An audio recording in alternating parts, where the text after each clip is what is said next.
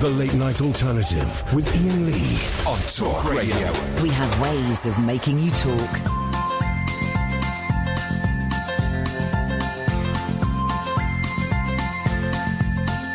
There's a voice that keeps on calling me. Down the road, it's where I'll always be. Every stop I make a new friend. Can't stay for long, just turn around and I'm gone again. Maybe tomorrow I'll wanna settle down. Until tomorrow I'll just keep moving on. Down this road that never seems to end. When new adventure lies just around the bend.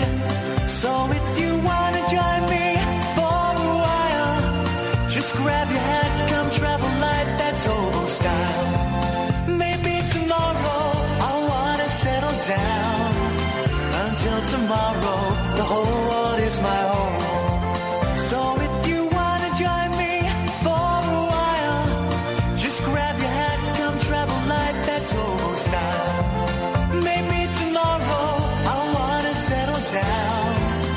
Until tomorrow, I'll just keep moving on.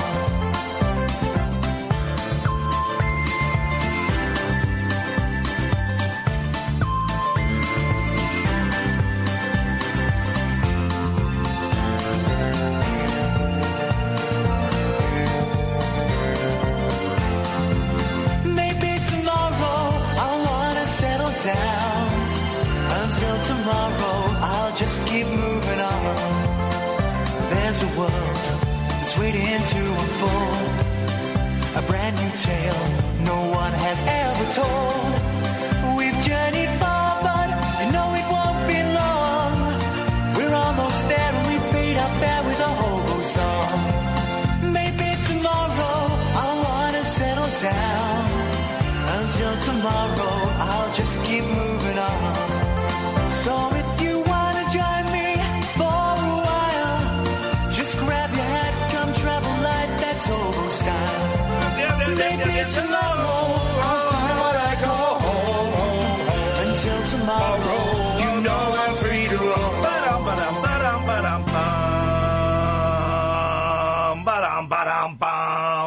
Bum, bum, bum, Alan Caddick. Woo, Alan Caddick. Hi, boss. Hello, Alan Caddick. It's great to have a little homo back. It is great to, and it's great to have the big homo back with you. These are wonderful times, everybody. What have we got coming up on this evening so far? I've got no idea, Alan. I want you to have some big interview lined up. Oh, we've got some big guests. Yes, at 10:30, we're speaking to Grahame. It's Grahame, isn't it? Yes. From the Burnt Church Film Club. Which is in Glasgow, and I consider him to be an inspiration to us, well, certainly to me, certainly an inspiration for the film club that Katherine and I are starting just over a week to go. The Rabbit Hole Picture Show. The Rabbit Hole Picture Show. There's 15 tickets left, and we might be lining up a special guest as well, who made a documentary about the movie Fright Night. I'm talking to a guy who made a really cool documentary about Fright Night. He might be coming. Now, normally, if we were going to have special guests, we'd up the price a bit. To pay for... But no. We can't retrospectively... It turns out, I've looked and spoken to the legal team. We cannot retrospectively up the ante in terms of pricingtons. So, people who have bought tickets for £8, and there'll be £8 for the last 15 tickets, you got yourselves a bargain. So he's coming on. Then at the end of the show, we'll be speaking... It's a pre-recorded... Why is it echoing? I'm not echoing. No, I am. It's a pre-recorded interview with a gentleman called Morgan Neville, who's a movie director, and he directed the Mr. Rogers film that I absolutely love and adore, Won't You Be My Neighbour? It gets released in a couple of weeks in the UK. I urge everyone to see it because it will make you cry and it will make you want to live your life better. My friend Mel, you know Mel, she went to see it at the weekend. My sister has seen it, and both of them said it's made me want to do better. And do you know what I mean? You've seen it, haven't you? I know exactly what you mean. Just a little bit of kindness. Yeah. It made me want to do better. So I urge everyone to go and see that. But Morgan's going to be on the show in the last hour of the show. Lovely guy. He's also directed 20 Feet from Stardom, that I know a lot of people will have seen. Also directed a movie called Best of Enemies, which is about Gore Vidal and another guy and their kind of rivalry. And I watched it thinking, this is going to be boring. It's a brilliant film. I recommended it to you, Kath, didn't I? Yes. What did you make of it? You didn't watch it. Well, got a busy life, and sometimes I forget to watch things. A busy life, Kath's got a busy... By the way, me and Kath are friends again. Let me hold your hand. We're friends. Ow! We're friends. Oh, that really hurt. Sorry. I'm just feeling so affectionate towards you now that we're friends. Did I squeeze a bit hard? What would Mr. Rogers say? He would say, "Well done, you got her good and proper." We're friends. We're friends again now. This friendship is toxic. We are contractual friends. You could replace one of those O's with a U. What? Where's your beef? You squashed my finger around my ring. Ouch. I once squashed my finger in my ring, but that's a whole different skillet of fish. Hey, I've got some sad news about, Mr. Rogers related news. Oh, yeah. You know they're making a new film with Tom Hanks. I mean, Tom you couldn't Hanks, have anything... Just when you star thought of- Mr. Rogers couldn't be nicer. Star of Bachelor Party, I yes. love Tom Hanks Yeah, so much. Yeah. Well, someone died on set. Tom Hanks? No. Who? Whom? I'm going to say, Yeah, just say it. camera guy. Okay, so no one important. He fell off the balcony. Oh, Yeah. that is bad, actually. That's Yeah, terrible. no sadness. Wow. You wouldn't I mean, think that you could do stunts on a Mr. Rogers film. It's a dark phone-in, but Catherine has come up with a very dark phone-in. People who have died whilst making movies. Of course, the Twilight Zone movie, directed by Steven Spielberg, a stunt person died. Did they crash a helicopter, Alan, or fall out of a helicopter? I was thinking of Brandon Lee, who did The Crow. Brandon Lee, who did The yeah. Crow, who got... here's the thing, got shot on set... when, of course, it should all have been empty fake bullets or real bullets, which was a scene from Bruce Lee's movie, The Game of Death, where he gets shot. Isn't that something? Terrible. 0344 499 1000. It's dark, but we're going there. Oliver Reed? Didn't die on set, mate. Okay. It's Doesn't got to it? be on set, not just Gotta be during on- the Probably film. drunk. You've got to be on set. It can't just be someone who died. Give us a call. Who died? 0344 499 Well, that's 1000. Alan Caddick's usual reason There for calling. we go. No, it's got to be someone who died on set. Oh, this is going to be a sad one. This is a great phone-in, though. Roy Kinnear. Did he die on set? He fell off a horse during the filming of the remake of The Three Musketeers. Yes, he did. Directed, I think, by Joe McGrath's friend, the American who directed Dick Lester, Richard Lester. Roy Kinnear died falling off a Back in the horse. 70s, wasn't it? No, that was in the... I'm going to say that was 1990 that Roy Kinnear died. We should fact check I'm that. good to remember Richard Lester and the Three Musketeers. Hang on a second. No, that was the original film. Then they remade it. Don't tell me the year, Kath, because I want to get precise. I'm going to say... going on Wikipedia Please again? be quiet. No, because I'm not on Wikipedia. I'm trying to think. I'm going to say 91. Incorrect data. What? 1988. Okay, so my first... So I was 2 years 30 out. years ago. Yes. The very same. Blimey. Blimey. Who'd have thunk it? I'm downloading ghost hunting apps for my pocket telephone.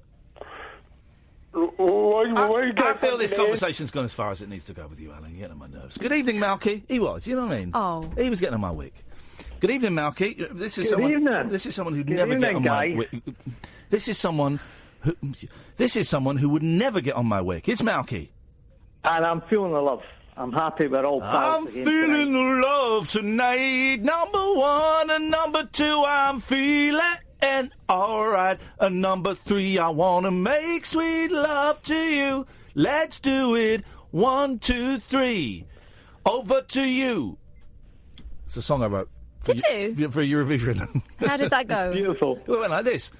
Oh. Number 1, I'm feeling love tonight. Number 2, my wife is out for the night. Oh. Etc. It's an extramarital affair. Extramarital affair. Malky. Malky, you better say what you wanted to say, Ejaculate. because he's not going to stop. Ejaculate. Stop it! Extramarital affair. Ejaculate. Don't make me hit your reset button again. Okay. Yes, Malky, what can we do for you this evening on this the holiest of nights? Because, of course, tonight is the night that that Two become one. historians put wear a Johnny, put it on your because historians believe that tonight, which is Wednesday, October 17th, is the actual night that Jesus Christ was born to Mary and Joseph in a stable. Wasn't Christmas Day? We know that. and actual historians who've done scientific research found traces of internal lady debris. Oh, come on. Putting it delicately, on a donkey, and on straw, and on a manger. And they were able to carbon date it to the 17th, Wednesday, the 17th of October, in the year 0. Well, in that case, let me wish you a Merry Christmas and a preposterous New Year. Hey! What? So, like, when Mary was like a little girl, right? Well, she was like 12 when she had the baby anyway. She was, right? yeah. So when Mary was 6, right, that was 6 BC, right? But what would they say, Malky? So, right, they got to go in and fill in a form, because it's all about taxes. We all know it's about taxes, right? So they had to go and fill in a form. Go, right, OK, what's the date today? It's the 3rd of July, that's 7th, 03, 07... What am I putting here? Have we settled on a year? Am I putting 6 BC? Did they do birthdays and that then? Of course they did birthdays. Right. Holy night, such a holy night tonight. I want to make love. No, not on Holy Night. Malky, what have you got for us tonight, Malky? Big call, big show. I kind of agree with that point. Yep. Because the Child Support Agency are after God. It must be about £10 trillion that he's due. Yep. It's got to be. At least. Well, first point was Christopher Reeve had a bad accident with a horse. Didn't die though, mate, did he? He did eventually. I think it was. We all die. We all die eventually. Yeah. He did. That was doing a movie. He fell off a horse, didn't he? Broke his spine. Yeah. Was that during a movie? Maybe. I'm not convinced it was. I think he was a horseman. I think he liked a bit of polo. I think you're right. I think I beg to your intelligence. And the only reason that's in my head is because I'm reading this Robin Williams biography, and he was really, really good friends with Christopher Reeve. That's what he was his godfather of the kid, wasn't he? Yes, he was, man. Yeah, he was. And happened in an equestrian competition. Yep. In Culpeper, Virginia. Right. So not only did he not die, it wasn't during a movie. So that's 2 strikes, so Malky. One more strike and you're out, buddy. Sorry. Got to teach you a lesson. My point was about the Littlest Tobo. Yes, sir. Because I loved that. I loved the Littlest Tobo. It's a good song. The worst episode. Do you remember the one with the little lad in the wheelchair? Hang on a minute. We're talking about the song "The Littlest Hobo." No, the actual episode with the Littlest Tobo, the dog. Hang on a minute. What the guy? The guy that sang the song owned a dog. I'm confused. No. It was actually. I get it. I get it. You're one of these. These are one of those. This is one of Catherine. Let me explain. This is one of those trolls who is trying to convince me that there was a television series of The Littlest Hobo when we know it's a song. You're like, listen, I'm not that UKIP guy when he was doing a Periscope and everyone's going, no sound. Is this on? Can you hear? No sound. I'm not that. I'm a clever intellectual, Malky. I'll let you do your little spiel, but I am not for 1 second believing there was a television series based on that song. And if I might just say, I kind of expected more of Malky. I thought he seemed like a nice guy, straight up kind of guy. I'm sorry. Well, I'll move on. I'm mistaken. Good. Thank you. I'm glad you backed away from it. Apology accepted. Appreciate it. Yeah. I'm just, anyway, most importantly, I just want to say I love you guys. And I wanted to start... Don't troll us. Don't troll us, Malky. Don't troll us. And I apologise for nearly calling you Marky. But Marky's on my mind. Yeah. Peace and love, brother.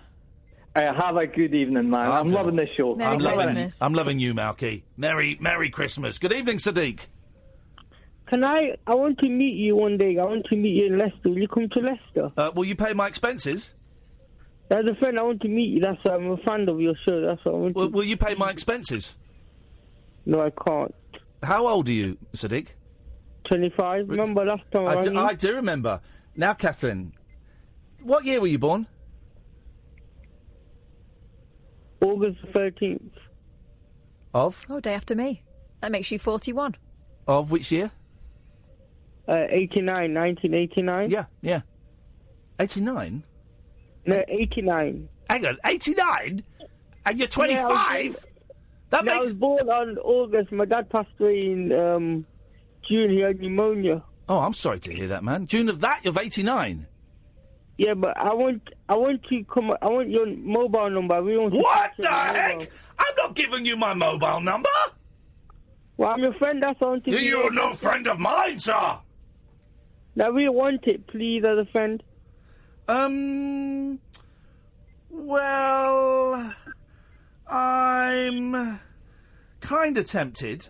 I'll give you. Have you got Skype? No, I haven't. Okay, because I was going to give you my phone number. Not my mobile, because that's a bit personal, but I was going to give you my home number. How? I just want your mobile. I can give you WhatsApp. I can send you Indian photos and that. Indian photos? That's where I went on holiday. I've been there as well. I've been there. I've been to India. I want to. If you can I have your WhatsApp, then you can send it to me because I love Indian photos. No, I'll give you my home telephone number. I will not be giving you my mobile phone number. Why? Because I don't give it to... Even Kath hasn't got my mobile telephone number. Have. Shut up. He's lying to you, Sadiq. I'll give you his number. Here's my home phone number. Are you ready? You're going to write it, then. Okay. You can call it any time. You can even call it tonight if you wanted. Okay? You As ready? a friend, can I ring you any day? You can ring me any day. It's my home phone number. And if there's no answer, then you just leave a message. I'm going to a wedding in next week. I'll tell you all about it. I can send you all photos. It will just before they get married, just shout out, it won't last, they never do. 0203 02 Yeah? O. No, 02, you said 02. Yeah, there's another O coming up now. So, let's start again. 02 02 O 3 3 2 8 6 8 6 6 3 3 7 7 O. Oh. Read it back to me, please, Sadiq. 020 32 86 6370. Do you want to give it a call now, so just to prove that it works? It's wrong, don't worry. I just talking. Guess who's doing? I'm a Celebrity now. Holly Willoughby's doing it. Oh man, alive! I don't ever want to think about that show again. It makes me sad. Why? Because I miss it. I miss feeling. Oh, is this you calling now? Yeah. Are you calling me now? Hello. It's me on Talk Radio. I'm talking to you on the radio. No, hang on. Hello. Who's this ringing my home phone? Not me. Everyone is the answer. Hello.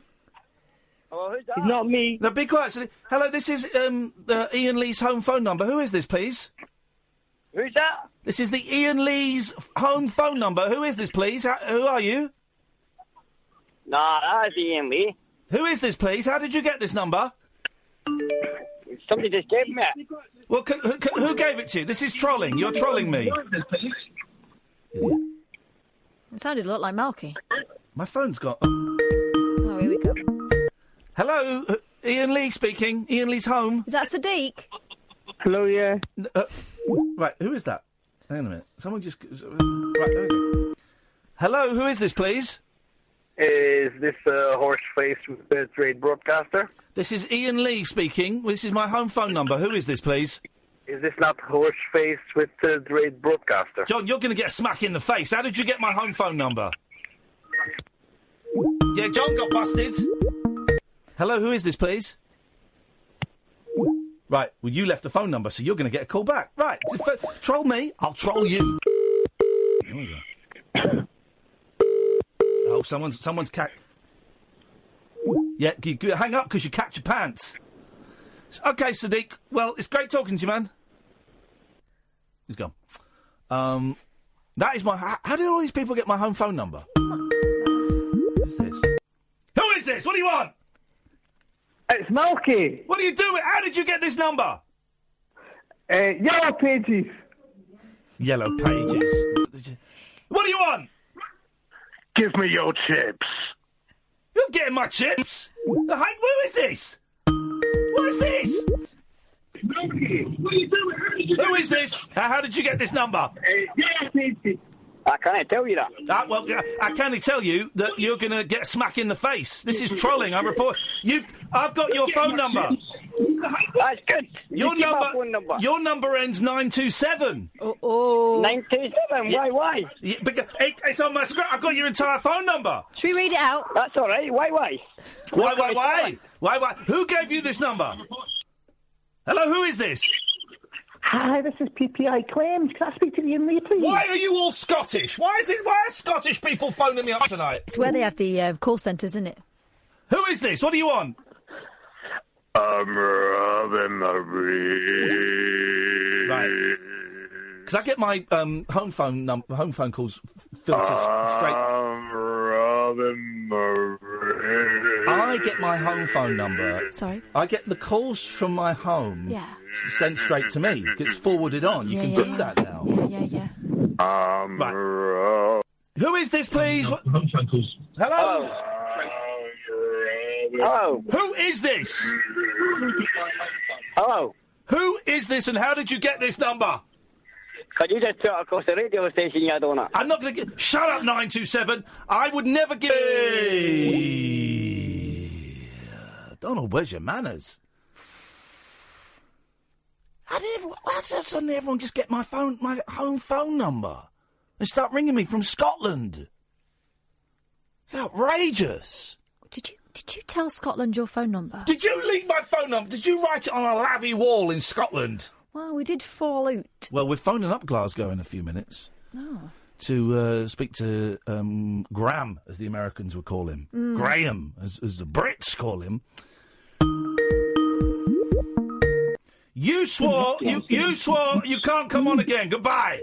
Can't come on to my home phone again, is what I'm saying. Furious, man. Absolutely furious. Just to hit those ads, I'm furious. After hours amusement for anarchists, air hostesses, and jet-lagged Antipodeans. G'day, coppers. Can I crash on your floor? The Late Night Alternative with Iain Lee on Talk Radio. Right.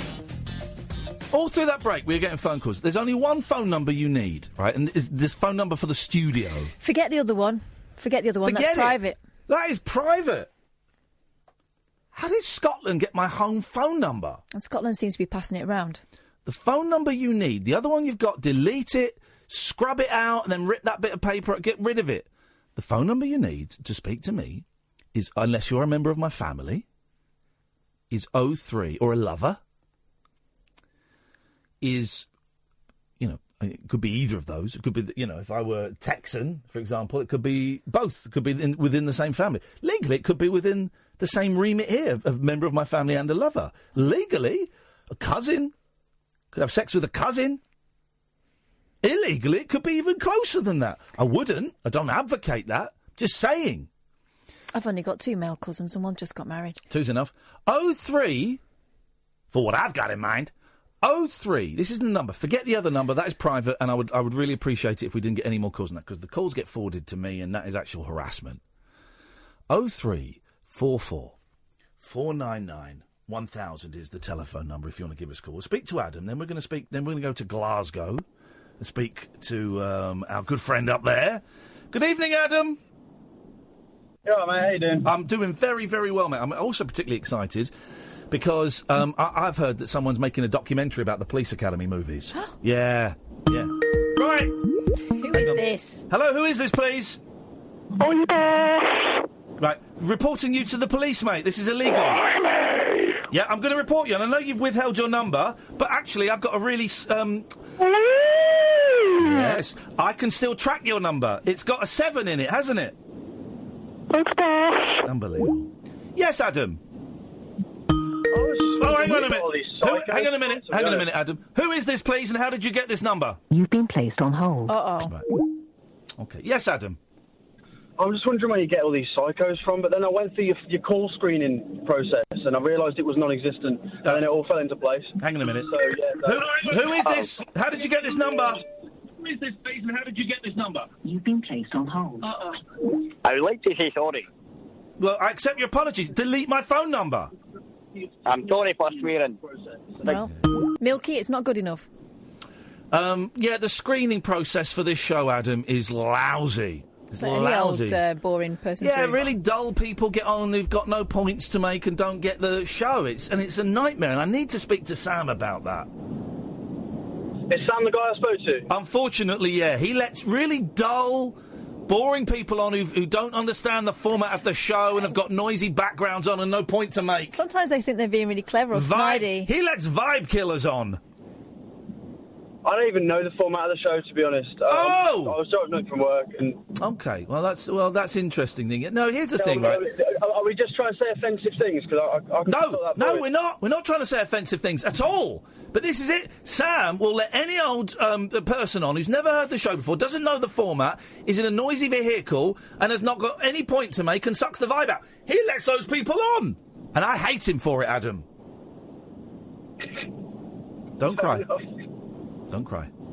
Don't cry, don't raise your eye. It's only teenage wastelands. I can beat that. Go on. Dry your eyes, mate. I know it's hard to fake. Oh, no, I lost it. No, okay. How much this pain hurts. All right, Graham, if you're listening, more fish you've got to wait 5 minutes. We're doing songs with crying in now. Crying. All right, okay, my turn now. It's my turn. We're going around. Cry, cry, cry, cry, cry, cry, baby. Your turn, Adam. Is that a real song? Your turn, Adam. Cry me a river. Oh, okay. Cry me a river. That was good. Yeah, I like that. I'll do my crying in the rain. Man. It's so easy to cry as you walk away from the love that we made. Your turn, Adam. I'm gone. I don't have any songs about crying, to be honest. You need to... Cry. That Johnny Cash song, that's the last one. There we go. All right, fine. Go on. Your turn, Catherine. All right, here we go. Here's mine. Here we go. It's my party and I'll cry if I want to. Okay, good one. I saw you crying as you waited for the bus. Well, you crying about us. That's a good one. Adam? Hakuna Matata, da-da-da, what a wonderful phrase. I know it's not about crying, but I'm spent on crying songs. Thanks very much indeed. If anyone wants to play the crying game? Oh. Yeah! You see? Right, let's get this guy. Let's get Grahame up. Explain who Grahame is, Catherine, and why we love him so. Grahame is the organiser, founder, genius behind the Burnt Church movie club. Is that what it's called? Was it Sandra? Yeah, told us about this. Sandra told us about. Cause she takes one of her kids, I think, along to it. They love it. So it's like a little indie. Yeah, film it's really, club. really popular in Glasgow, and it's inspired us to copy it. Really, we nicked the idea off him. And here's the thing: there's nothing he can do about it legally. Because I'm a nice guy, I'm letting him come on the show so he doesn't try and sue me. Yeah. Hello, Grahame. Oh no, there's something wrong with this phone line sometimes when I phone out. Let's try this. Hello, Grahame. Hey. There he is. Hey, man, how are you doing? I'm good. I was just listening in there, and I came in a little bit late, and I don't know what was going on, and that's fine. This is the thing. Grahame is a huge fan of the show, so much so that when I asked him to come on, he said, "When are you next on live?" That's how much of a fan this guy is. Oh, massive fan, mega fan. Yeah. How's the Burnt Church going, man? We love it. Yeah, it's going pretty well. Since we last spoke, I think we've had more guests. We've announced our Christmas stuff, and Greg's coming back. Greg Sestero, of course, from The Room is coming. So how often do you screen The Room, then? Too often, but we're not doing The Room when he comes because he's in Best Friends, as you may know. Best Friends Volume 1, Volume 2. When we played Best Friends Volume 1 with The Room last time, sort of like 4 times or something, and this time I wanted to kind of be like, no, we'll play your new movie because that's something I imagine he's prouder of than The Room. So we kind of wanted to scrap that, but then for Christmas, we wanted to play like something fun and something a bit different, and people kept asking for us to play The Room again, so we're playing The Room and The Disaster Artist at Christmas, and that sold out in like 20 minutes or something. Yeah, it's it's an obvious but a great double bill. Those two films back to back, it's a joy, isn't it? Yeah, it's a modern classic, if you prefer. We love Greg on this show. He's a very, very beautiful man who doesn't... He's stunning, Kath. When I was sat with him and Tommy Wiseau, Greg Greg is beautiful. He is, isn't he, Grahame? I don't mean that in any weird way. He's just stunning. No, he is. He's like... When we met him at the airport the first time he came, it was kind of like... You know, when you look at... I mean, I remember when I was young and I seen David Beckham when I was really young and I went to get autographs and David Beckham like kind of shone and you could see him from like miles away and he really stood out. Greg was like that coming through the airport like doors in a really weird way. You're right. He stands out, man. He stands out. An Adonis. Are you showing Best of Friends Volume 2 as well? Yes. Okay. Oh, we can't wait to find out what happens in that. Here's the thing. Kath wasn't so keen on Best of Friends. And I tell you what... I was. No, I liked it. I really liked it. It was mainly because it was just a joy seeing those two together on the screen again. That's what you want. Yeah. But it did feel to me that there was an hour's worth of script stretched out to 90 minutes. There was a lot of montage. I really liked it. You like the montage? I liked a lot of it. I mean, the thing I noticed was we screened it. Long story short, we screened it 4 times for some reason or another.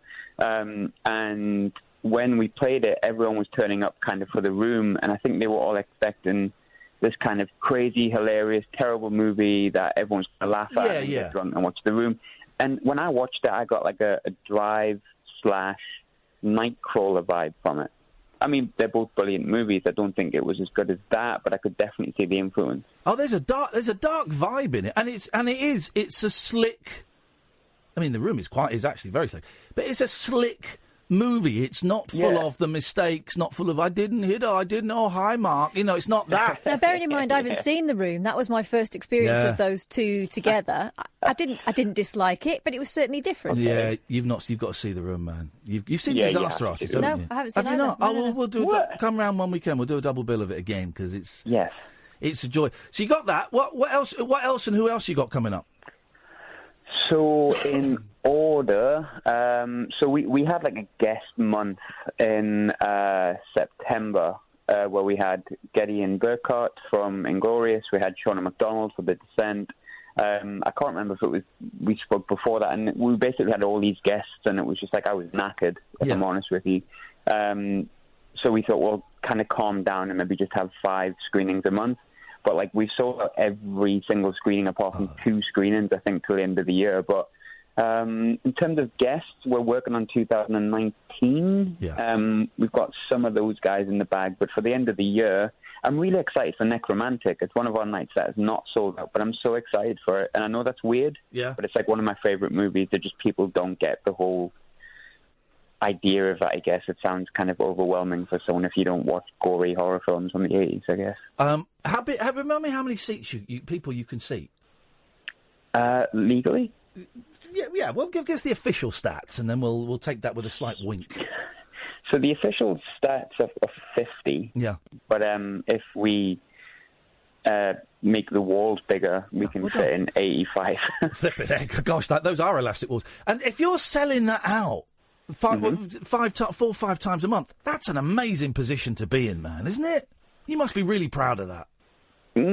Yeah, I guess. I'm super happy about it. Yeah, I mean, it's like it's bigger than it ever intended to be, and it's like I was speaking to you earlier, and I'm not kind of frightened to say I've been having kind of a tough time mentally recently, and when you have that to go to, and you have like the audience who. And it really is like a community when you have like people you can speak to about movies and just be like, you know what, I'm kind of struggling. Like when there's 2 of them or 1 of them, that's great. When there's 85 of them, it's like the best thing. Yeah.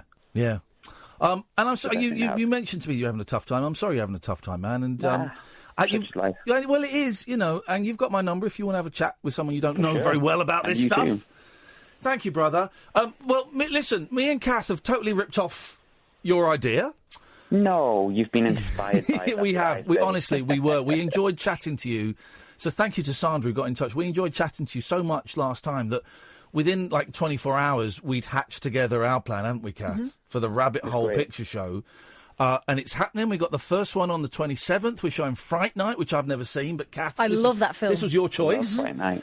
We've got about 15 seats left. I've been speaking to your charmer you've put me in touch with, who made the Fright Night documentary, and it looks like he might be coming along in some capacity, which is great.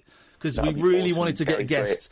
I've not seen the documentary either, because I want to see the film first. But loads of people have been in touch. There's a great documentary you've got to see about it as well. It's included on the DVD. So that's going to be a special night. And for the second one in November, I'm kind of trying to hatch together a little musical evening where I want to show Chris Needham Teenage Video Diary, which I don't know if you've ever seen, Grahame. No, I haven't actually. Mate, it's on YouTube. It's incredible. It's from 1992. It's this 16-year-old guy who starts a heavy metal band called... it's called something like Meat Slaughter or something. And the bass player hasn't got a bass. The drummer can't play the drums. It's incredible, man. It's wonderful. So I want to show that as like the B movie, and then for the main feature, something like Kiss meets the Phantom of the Park, something a little bit schlocky, where it's a rock group making a movie. That's kind of where I want to go. Does that, as the expert, Grahame, does that sound like a kind of good evening? Musical stuff always goes well. I mean, we have, like, Rocky Horror, like, every 3 months, and, like, it's not really my scene so much, if I'm honest.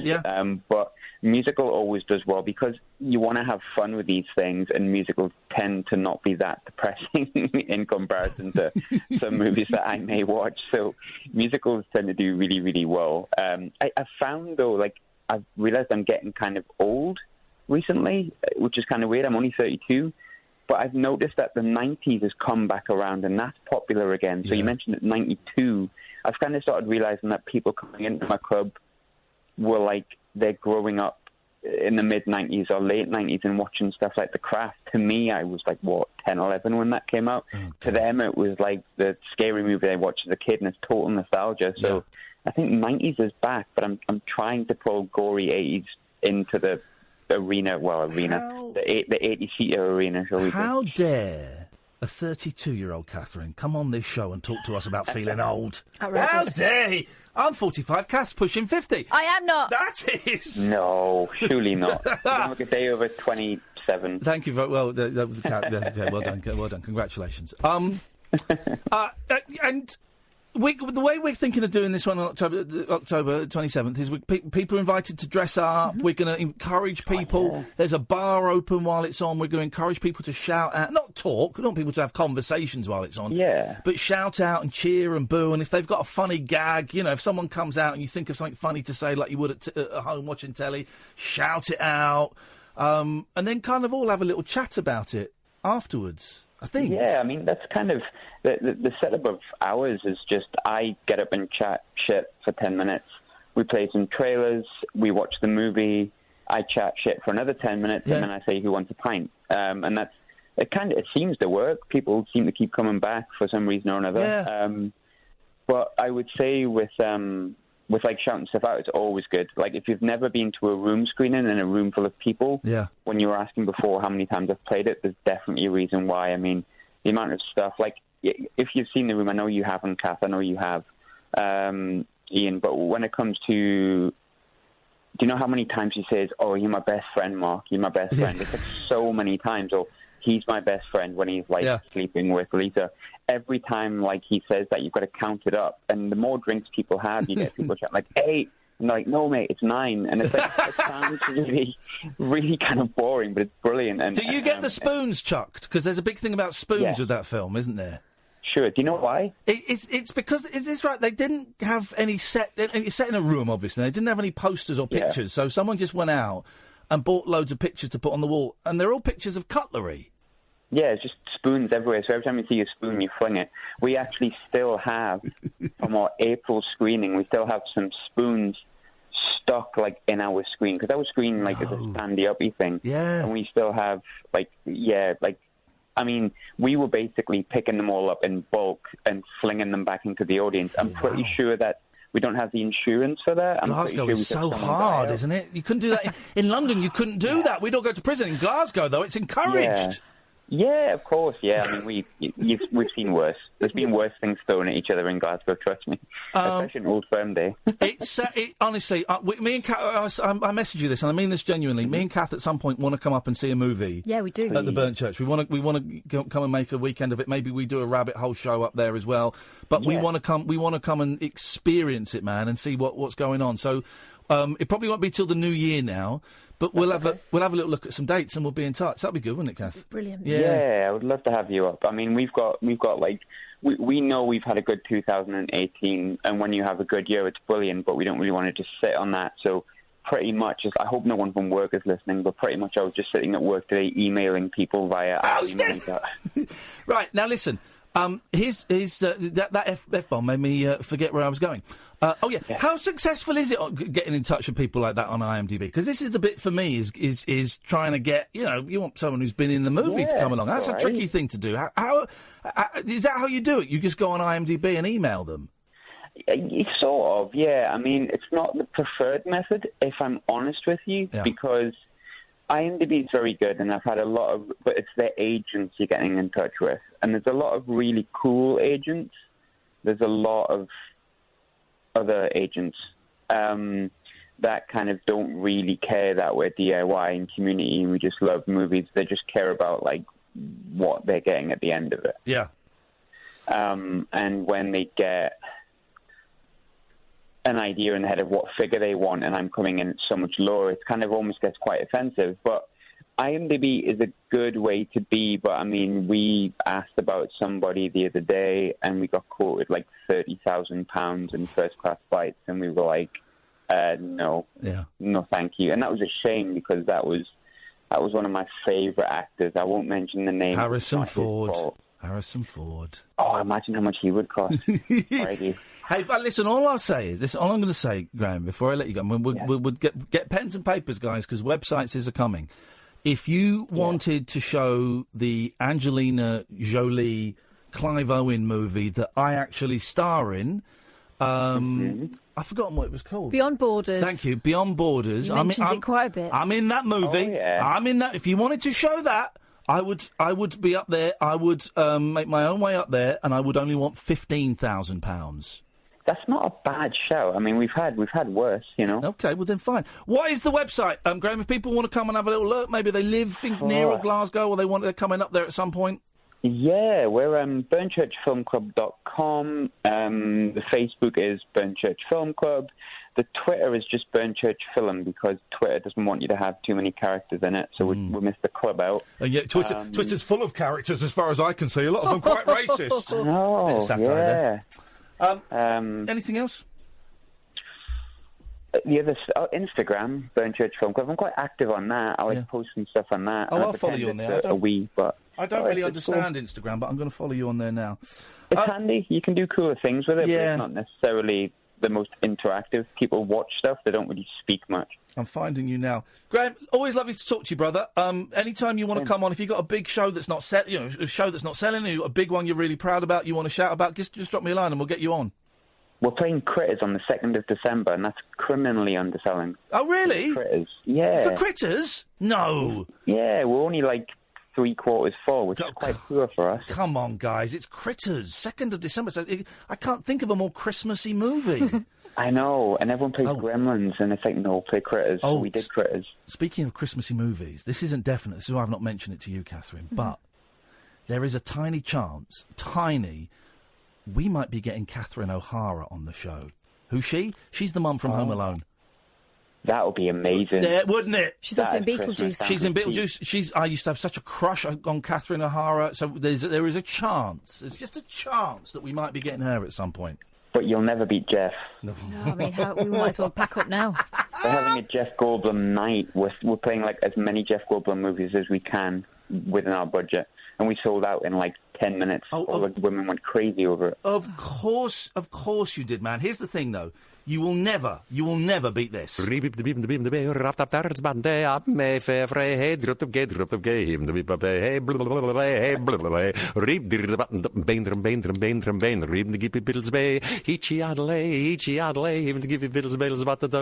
was 12 inches from our faces when he did that. His saliva was dripping off us. And then, get this, Graham, he nibbled my biscuit. Yeah! Oh, he nibbled your biscuit? I wish he nibbled my biscuit. Graham, nice to talk to you, man. We'll speak again soon. Always. Take care, fella. Ta-ta. Graham from the Burnt Church Film Club in Glasgow. Support these small, independent, whether it's an art centre, a comedy club, a music venue, or a movie club. Support them, man. Because he's not doing it to get rich. It's community. It's community, and it's one of those things. We'll go to the ads in a second. I know we're late, but it's one of those things. I know all the money he gets, he pours it in to trying to get really good guests, and the film thing we're doing, we ain't making money out of it. We might get a couple of drinks out of it each if we're lucky, but that's it. We're doing it because we want to create a community. We want a vibe. I've wanted to have like a movie club for a long time. You've wanted to have a similar thing for a long time. If you want to come to ours, IanLee.com/event, IanLee.com/event. And if you want to go to the Burnt Church, then do, and let us know what it's like, because me and Kath are going to go there in the new year. Simon and Gerry, stay there. This is the Late Night Alternative on Talk Radio. Dead of Night discourse for disco queens. I'm related to Jedwood and Dolly Parton. Dairy farmers and distant fathers. Yeah, well. The Late Night Alternative with Iain Lee. Doing lots of things that we don't know about, we can't control. On Talk Radio. Yeah, it's great. So, we are talking about a lot on the show tonight. Big phone-ins. Big phone-ins. People who died making movies. And also the best noise in the world. I'll tell you the best noise in the world. It is... hang on a minute. Hang on a minute. I've got to put something in there. Let me put something in there. What don't I want? Hang on. Bear with me. This is going to be... This is the best noise in the world. Do I want that? No, we don't want that. There we go. So this can go. Just put this over here. This is the best noise in the world, ladies and gentlemen. The emptying the trash on a Mac. The best noise in the world. I've got a rival noise. Go on. Hang on. She's standing up. I think she's about to drop one. Was that dropping? Taking your high heels off at the end of the day. That's not. Sorry, that's a concept. No, it's not that's a noise. the noise. It's not a noise. You throw your shoes on the floor. Yeah. You're not welcome. I fling them. I fling them. No. By the way, loads of people are saying, someone's tweeting me saying my phone number is now on Google. My home phone number. Here's the thing, guys, and this is a very simple thing. Anyone that phones that home phone number that was leaked earlier on, you will be reported to the police for trolling. Okay? Reported. Reported. So 0344, I'm impressed. 0344 499 1000. I will be talking to the police. So if anyone phones that number, yeah, sure, be the big guy. Troll. Let's go to Simon. Good evening, Simon. Oh, good evening, Iain and Kath. How are you? None of your business. Get to the point, boy. Sorry. All it is, I'm just ringing to say thank you for your prompt reply to the email regarding the work experience. Oh, no, absolutely. My pleasure. You sure you're all right to do it on the 6th? Yeah, of course. With absolute pleasure. We'd love to have you in, man. Can't wait. We're looking. We've got plenty of work experience slots available. So if anyone else is interested, then let us know.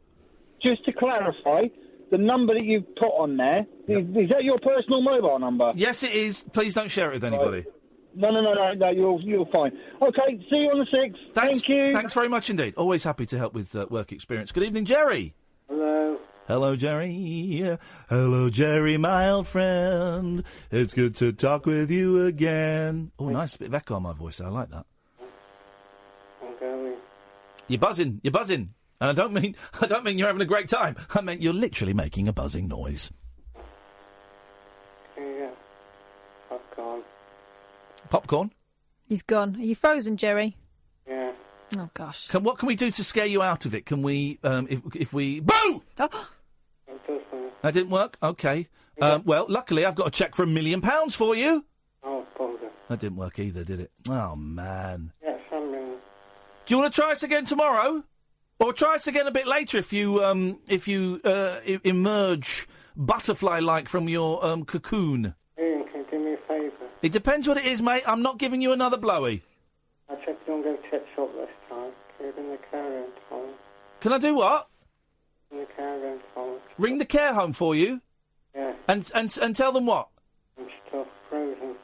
And tell them you're still frozen? Need assistance. Okay, we're gonna do it now. It's happening now. Have we got the number? Yeah, if we put the phone down... Are you ringing us on your mobile, Gerry? No, on their phone. On their number, on their phone? We've got different lines we'll get to. Okay, so if we put the phone down to you now and phone it back, it will get through to them, right? Okay. Will it do that? Somebody should answer it eventually. All right. Sam, are you okay to do that? Just say we've spoken to Gerry on air. He's frozen, and he could do with someone going and giving him a little bit of help. Gerry, consider it done. Thank you. Cheers, my dears. Tutty bye. Tutty bye. You going to go and do it because you don't trust Sam? That's outrageous. Tell them what Gerry's name is. Oh, yes. For those who don't know, Gerry's a regular caller. He's got Parkinson's. He's younger than me.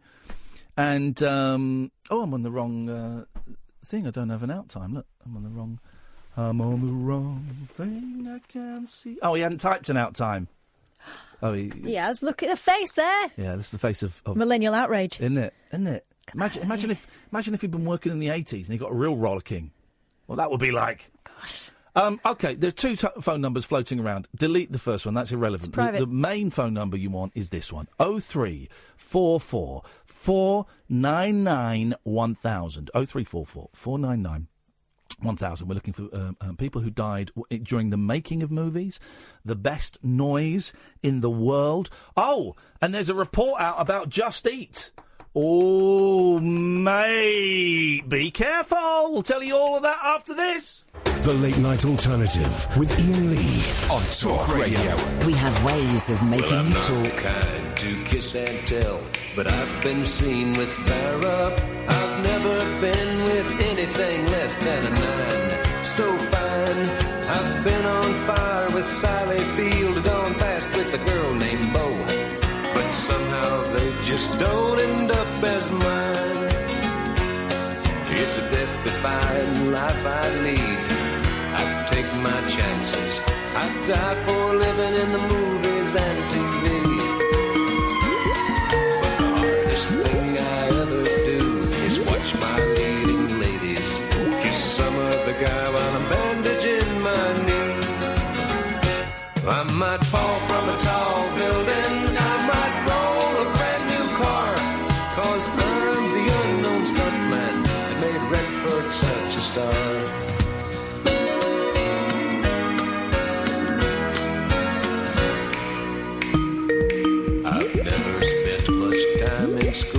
But I taught ladies plenty. It's true, I hire my body out for pay. Hey, hey, I've gotten burned over Cheryl Teague's, blown up for Raquel Welch. But when I wind up in the hay, it's only hay. Hey, hey, I might jump an open drawbridge or Tarzan from a vine. 'Cause I'm the unknown stuntman that makes Eastwood look so. What do you want?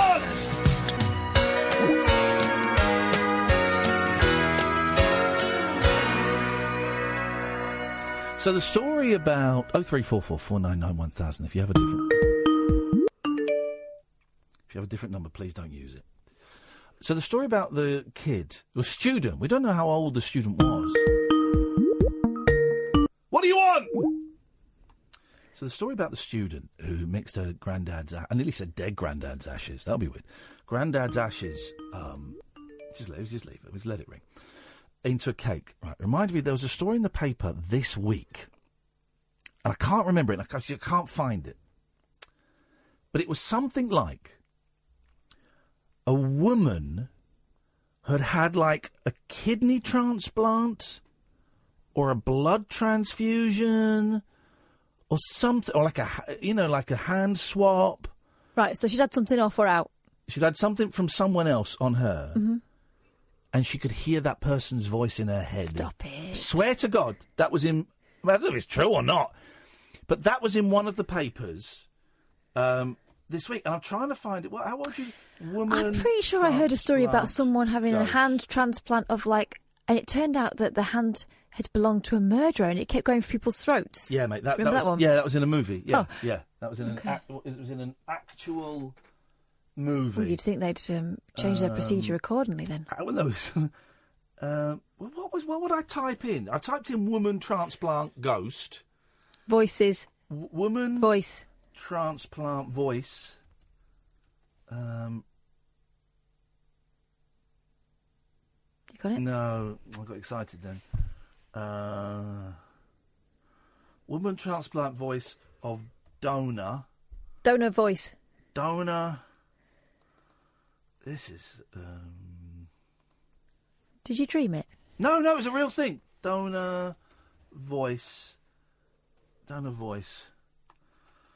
No. If anyone knows that story, 03444 499 1000 is the telephone number if you want to give us a call. Someone sent me a tweet, an email. Ian, have you ever heard of anything? Oh, by the way, oh no, I've forgotten his name. That lad that we like, the pop group, is one guy. Sounds like the Kinks.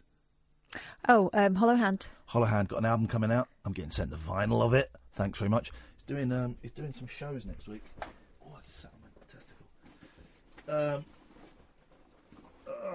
It's not my usual bag. I haven't got my diary. Also, that thing you printed off, I think I left it out there. We'll get that in a bit. Hollow Hand doing shows next week, but I might be busy. I hope I'm not, because I want to go and see him. But anyway, the album's coming out. And like the PR guy said, do you want a copy of the album on vinyl? I went, dude! Do I ever? Of course I do. I said, what do you want from me? He said, I just want you to enjoy it. Oh, yes. Correct response. Can't wait. Ian, have you heard of anything by the brilliant Lawrence of Go-Kart Mozart? What? Have you ever heard anything about the brilliant Lawrence of Go-Kart Mozart, Felton Denim? I have the feeling he's right up your alley. Well, I'll be the judge of that. He's a fascinating man, a total recluse who has an amazing story. If somehow you could get him on the show, I really think it would be a massive scoop. He almost made it big a few times, but has self-destructed every time. My kind of guy. If you get the chance, check him out. He's on tour at the moment. I'll have to see him in Liverpool tomorrow night. He writes amazing pop songs about all sorts of things, including mental health and poverty. Well, so did Phil Collins. So nothing new there. A real unsung genius. His newish album is amazing, heartbreaking fun. If you could get him on the show, I'd be forever in your debt. Respect, Chris. Well, OK, Chris, and ignore the fact you signed off respect, because that's a crazy way of signing off. But we're going to have a listen. If he's great, he's on the show. If he wants to be. If he's great, we're going to reach out to him. If he's pony, then Chris, you're a dead man for wasting my time. Where's the respect? Well, exactly. So, Lawrence of Go-Kart Mozart Felton Denim. That's a crazy name. Is that the name of the act, the band? Let's just whack it all in there.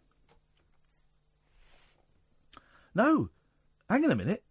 What? My mind's about to be blown. Hang on a second. The name of the act is Lawrence of Felt, Denim and Go-Kart Mozart. OK, well, listen to this. This is going to blow your mind. Sex and drugs have always been a bit tricky for rock and roll if you want to get your song on the radio. But there are other reasons why your number might be withdrawn from the airwaves. In 1997, when Princess Diana died in a car accident, the song Summer Smash by Denim was banned by the BBC. Its title was deemed insensitive at a time of national mourning. Oh, so he's the guy from Denim. Remember Denim, don't you? Not really, no. Okay. And the record company went one step further. EMI decided if Radio 1 aren't going to play it, we're pulling this record, and they incinerated the rest of them. Other discs, when they get banned, the publicity generated by that often makes them bestsellers. Yeah, I think we're unique in that way, because we weren't banned because we were being offensive. We were banned because of something monumental happening in history. OK, well, I remember Denim. Denim were almost big. OK, here's a Go-Kart Mozart when you're depressed. Let's have a little listen to this. There we go. Chris, lots riding on this. There we go. Here it comes. This is it. Oh, I could play that riff. Playing the bass Don't get dressed, one cool and sick, can't use the phone. Hey, all your mates won't leave you alone when you're depressed. There is no hope. I'm hoping there's going to be a huge, catchy sing-along anthemic chorus. Your heart is still in this void. You feel so ill. Can't picture a future. I'm so depressed. Can't get no sleep.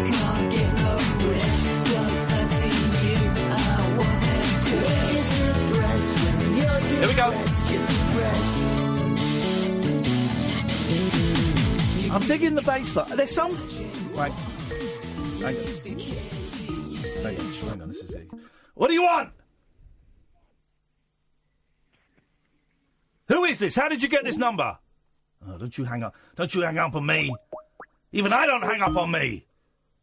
Ring them back. Number ends in 506. I said, I've got computer technology. I can track you. Can track you down. But right now, all I need to do is keep him on the phone for 12 minutes and we'll triangulate his position. Won't answer it. Yeah, that was all right. It's not quite my cup of tea, but it's all right. I'll do a little bit of reading because the story sounds interesting. I like the bass lines on it, right up the top of the fret, the neck they were. He's miming up the top of his fret. At least I think that's what he's miming. That's a bit more. All that effort, such a waste. Mind souls, rushing pace. You really can't imagine why. You used to care, you used to try. All that effort, such a waste. Can't picture a future, I'm so depressed. Can't get no peace, can't get no rest. Don't fancy you, don't fancy sex. Depressed, you're depressed. When you're depressed, then you're depressed. When you're depressed, then you're depressed. When you're depressed, then you're depressed. You're depressed. There's something in this that I quite like.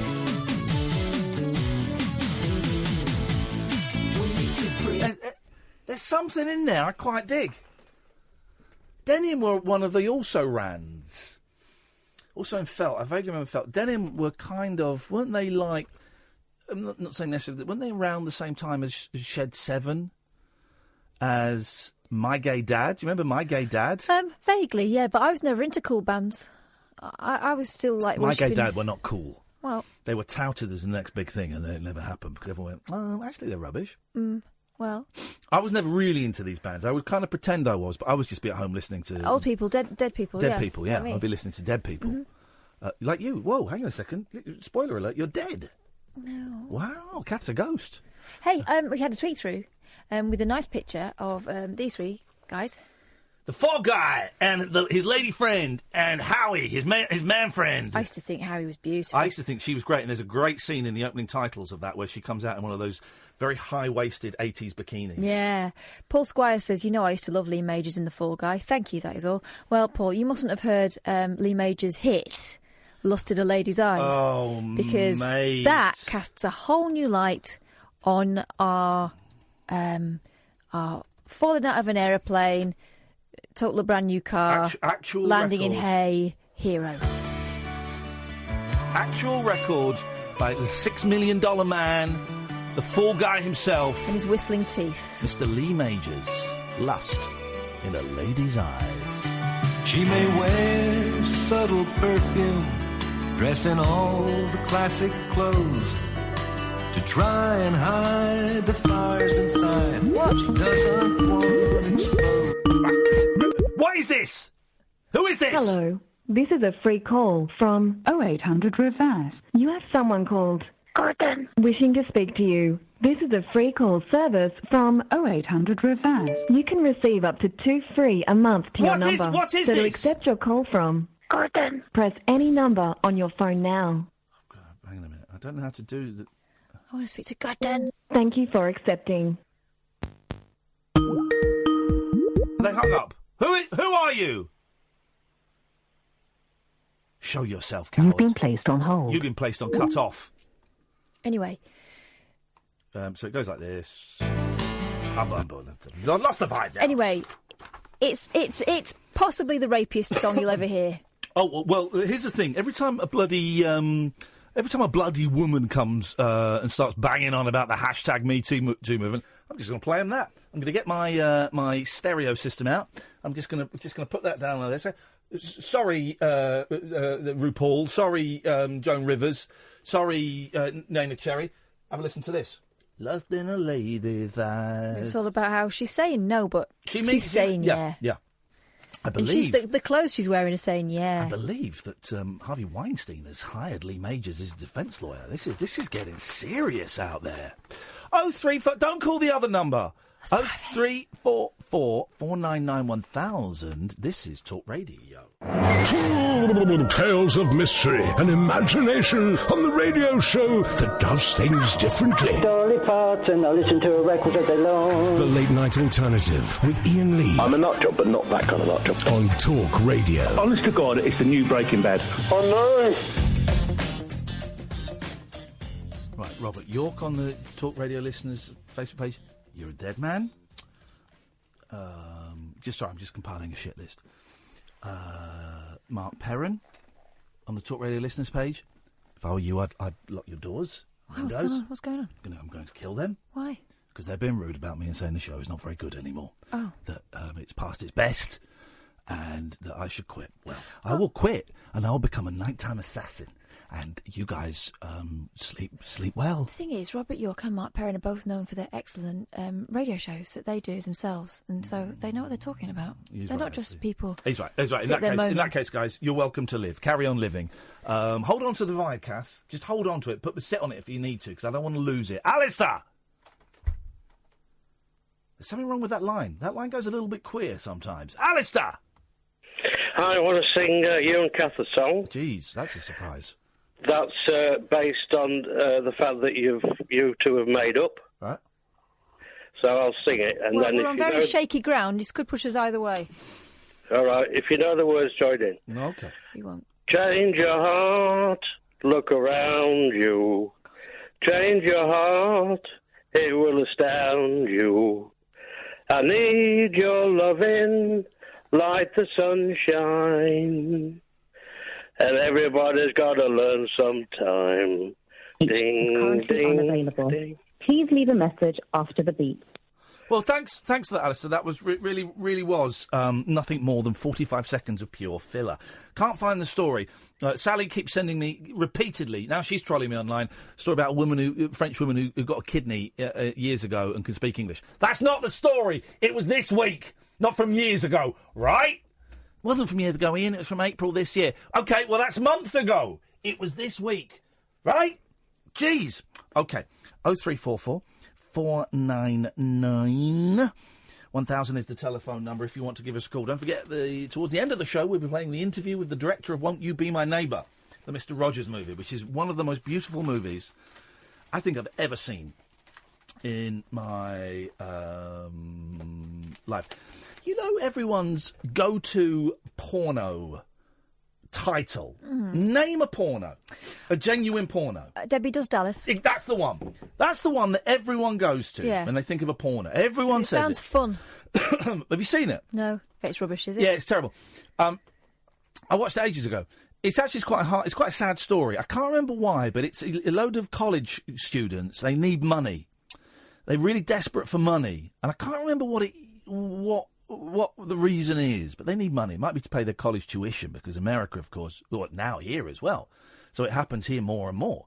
But in America, you had to pay your big college tuition for years. So these girls need money, and they can't think of a way to raise money.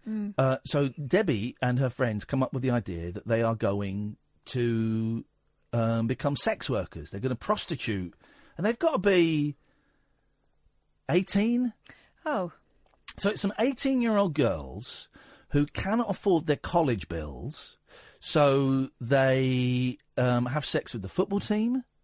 They have sex with some of the dads that they're babysitting for. I think they probably have sex with some of the teachers. If I'm honest, I didn't sit all the way through it. I kind of fast-forwarded through it, genuinely this time, to get the plot points. And it's a weird old film. And there's also, I'll tell you something that's in it, that, and this doesn't get talked about, okay? This never gets talked about. I remember seeing it and thinking, I have no idea what that is. Oh. And now I do. Was it a body part? No. It was a 'cause this film's like 1975, 76, 77. You know Mickey Dolenz is in a porno, don't you? Oh my God, no. Yeah.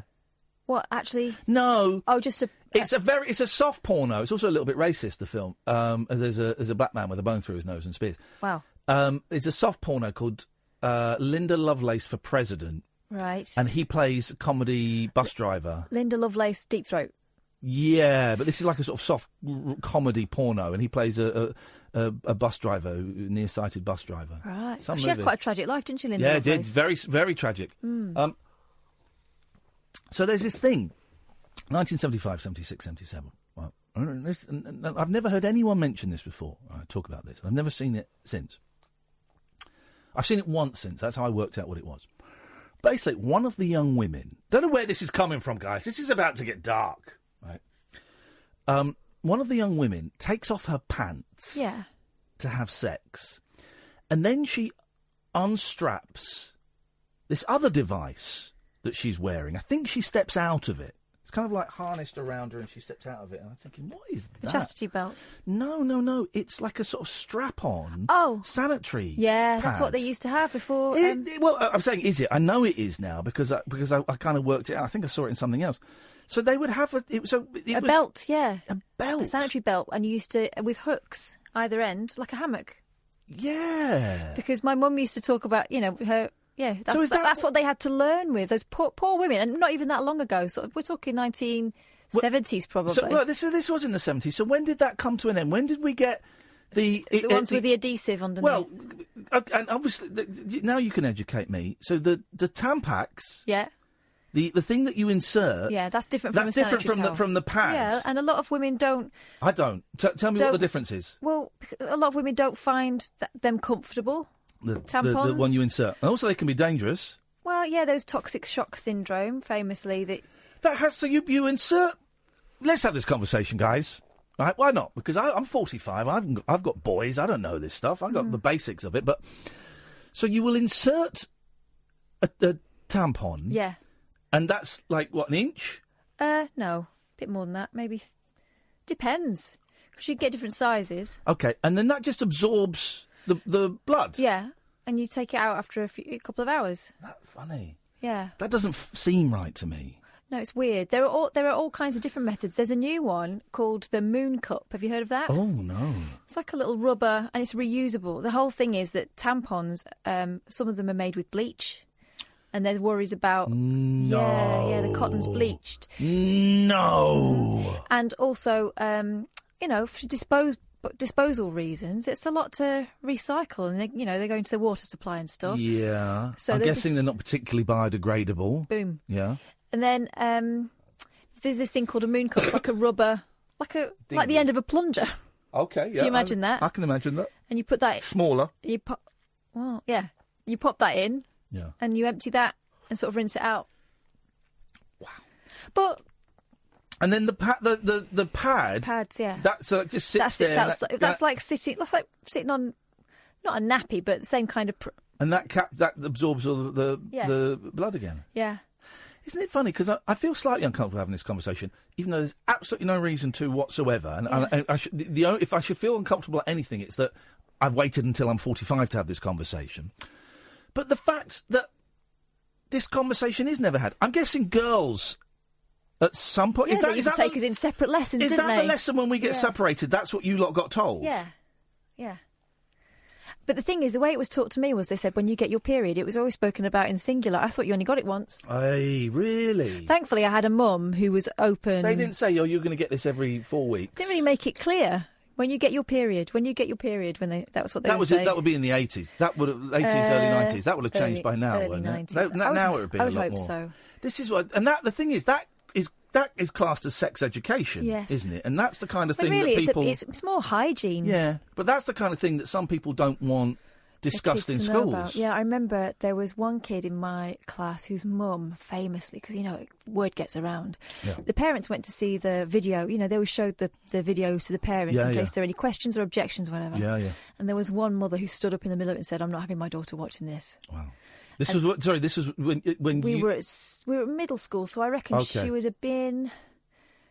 We would have been 12, 13. And this girl's mum said, no, I'm not having my daughter watch this sick filth.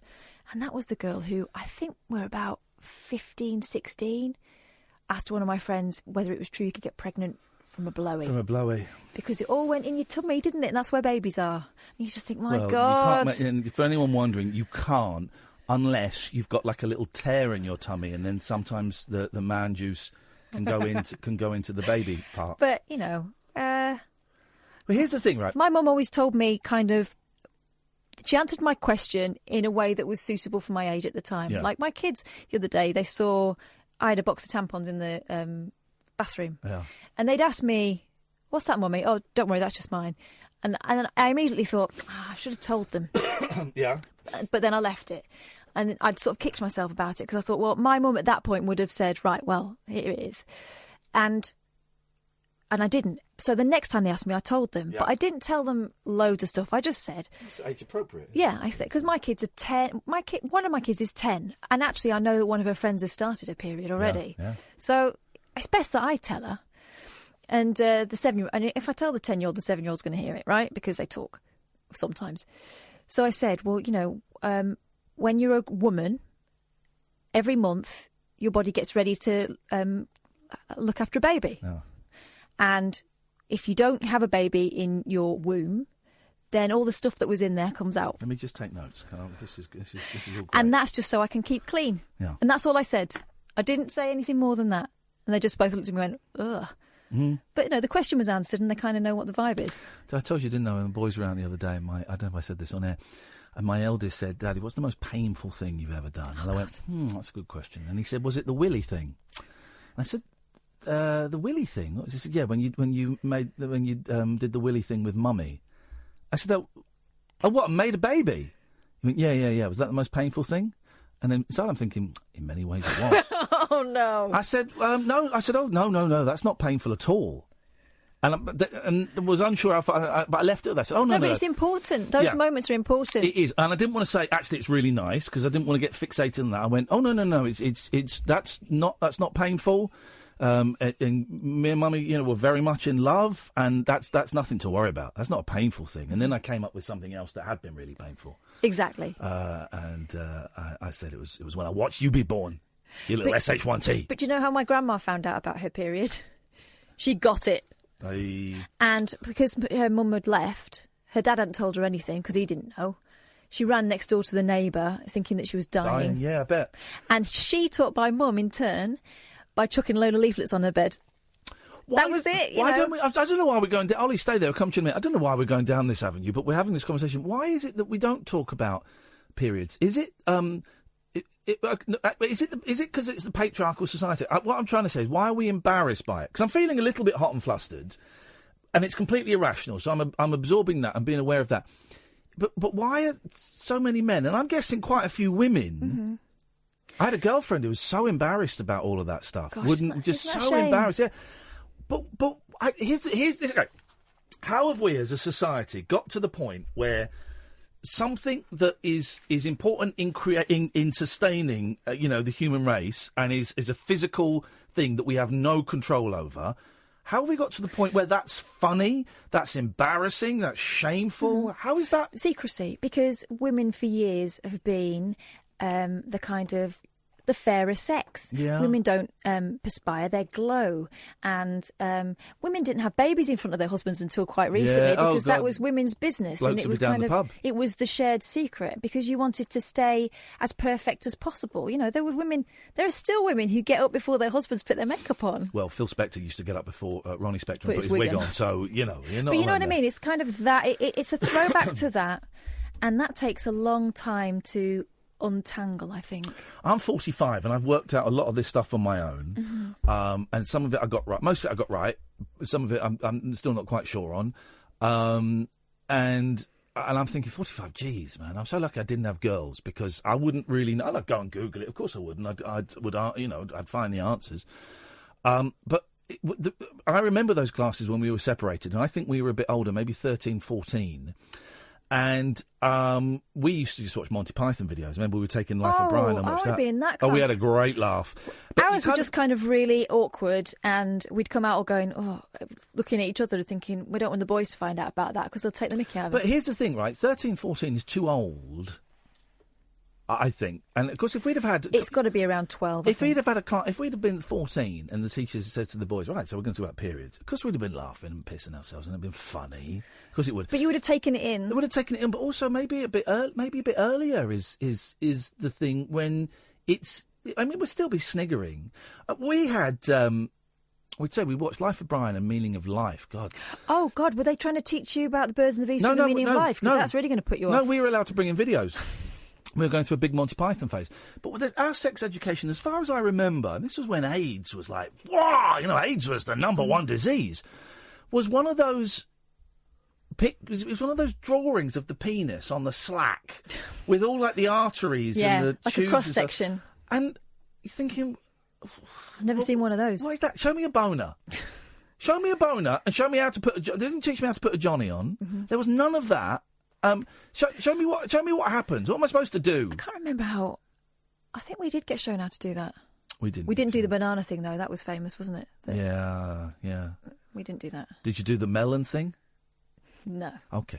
Ollie, stay there. We will be asking you... I hope you were taking notes, Ollie, because you're going to be answering the period quiz in just a few moments. 0344 499 1000. This is Talk Radio. It's electric, it's eclectic, it's always rule-free. It's the late-night alternative with that man, Iain Lee. On Talk Radio. 0344 499 1000. Candy's raised something there. I just saw that. Go on, read that out, man. That's incredible. Hello, This Candy. reminds me of when I had my kids. Candy says, after I had my son, my in-laws took him to church to be blessed. I couldn't go with them because I was bleeding and, in their words, a little bit filthy. Right? That's in the Bible, isn't it? Well, when I had my first baby, my grandma asked me whether I'd been churched yet. What does that mean? I think it's that. I think it's once you're not allowed to go in until you've stopped. That's all. That's biblical. That's in the Bible. That's God's word. That is God's word. So that's actually, you can't argue with that. That is, sorry, Candy, but God is right there. Your in-laws were right there. I don't understand. Oh, yeah. Well, it was supposed to be the curse, isn't it? That's what they call it. It's God's word. Have that every month just to remind you. OK, Ollie. So, I hope you were paying attention. Yep. Jokes. What you got for us, Ols? Well, you're talking, I did take some notes. But, why do you sound surprised that I've come to you? You phoned in, you were waiting, I said you were going to be the next person on, and you sound surprised. This guy's going to get a bloody nose. Talking about blood, isn't it? A bloody nose.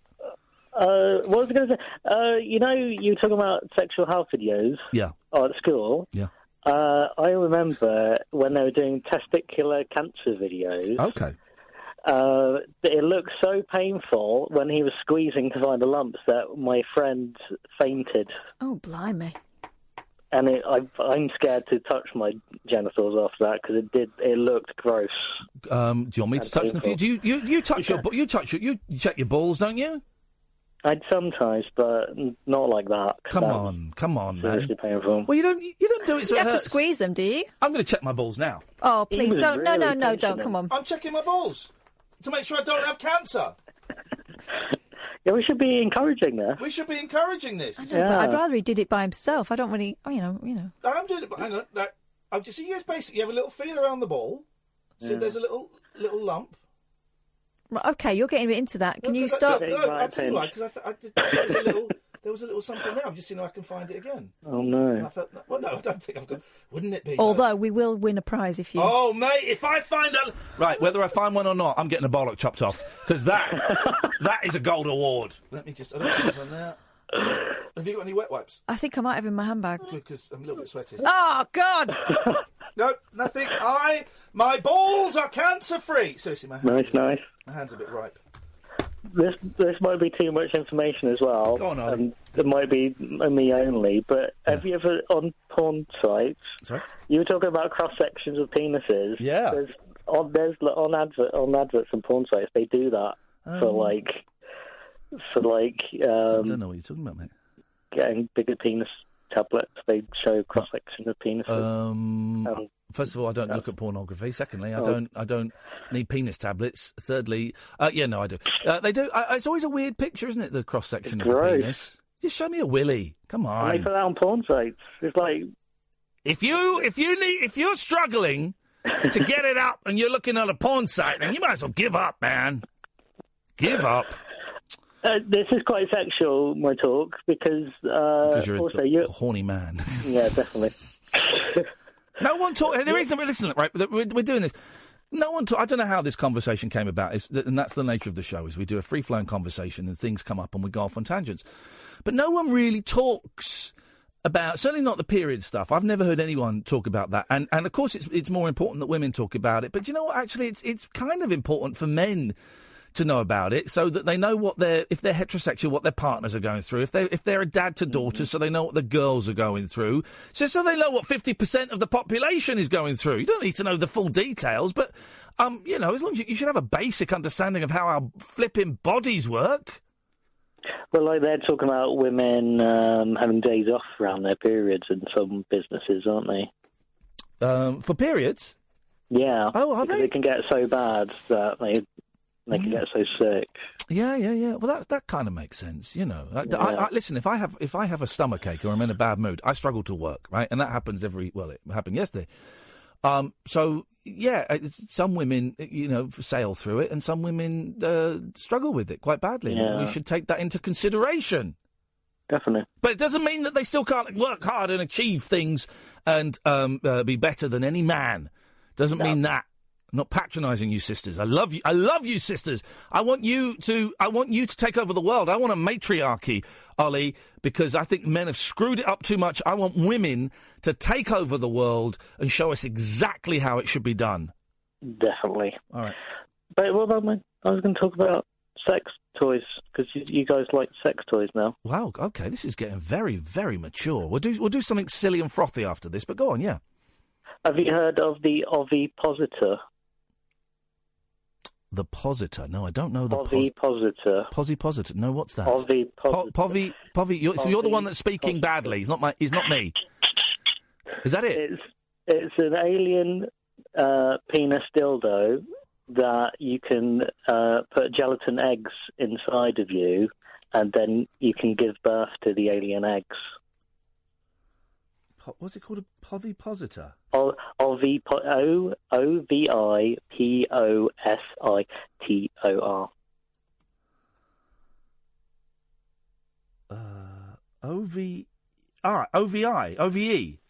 OVI. Yeah, OVI. Right, hang on a minute. POSITOR. Hang on a minute. Okay, let's have a little look. Okay, let's go to Love Honey. It's not there. I think you're making this up, mate. No. Yeah. Can I plug a YouTube channel that I like? Oh, here we go. Here it is. Hang on. The emerging. Sweet Lord. He's enjoying that, isn't he? Right. The emerging. Where's Katherine when you need her? Kath, I got something for you. I've seen your Christmas present. I think you're going to like this.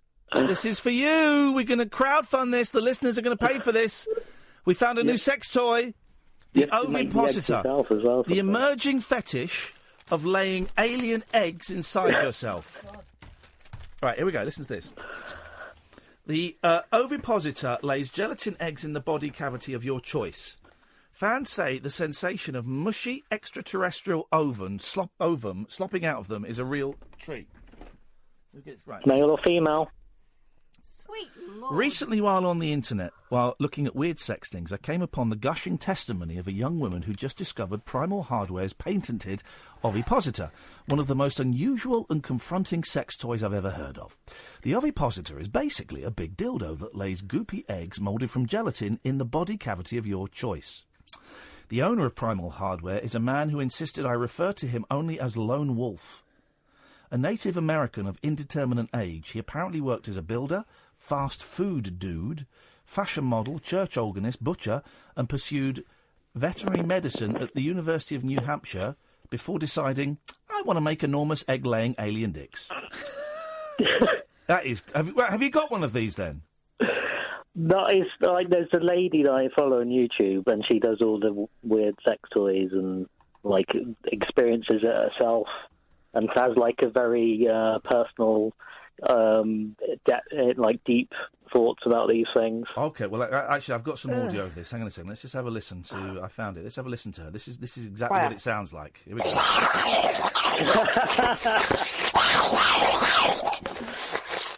What's his name? There we go. That's it. Well, Ollie, you're a dirty, dirty boy, and you should be very ashamed and smack yourself on the bottom, which you'll probably love. All right, let's go above the waist now. We're aware that next hour we're going to play an interview about Mr. Rogers, and I don't think he'd be impressed with an Mr. Rogers. Steady. Am I right? Oh, no, you're very wrong. 0344 499 1000. This is the late night alternative on Talk Radio. Set free your mind. Let your fancy take flight. Conversation gets curiouser by the glow of moonlight. The late night alternative with Iain Lee on Talk Radio. 0344 499 1000. Let's head above the waist. Now, we got very blue.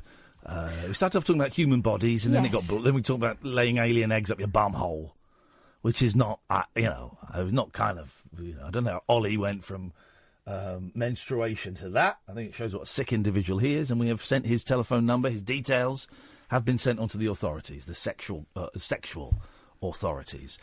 Jerry's back. Good evening, Gerry. Hello. Hello, Jerry's unfrozen. Unfrozen 90% anyway. 90% unfrozen. What you got for us, Jer?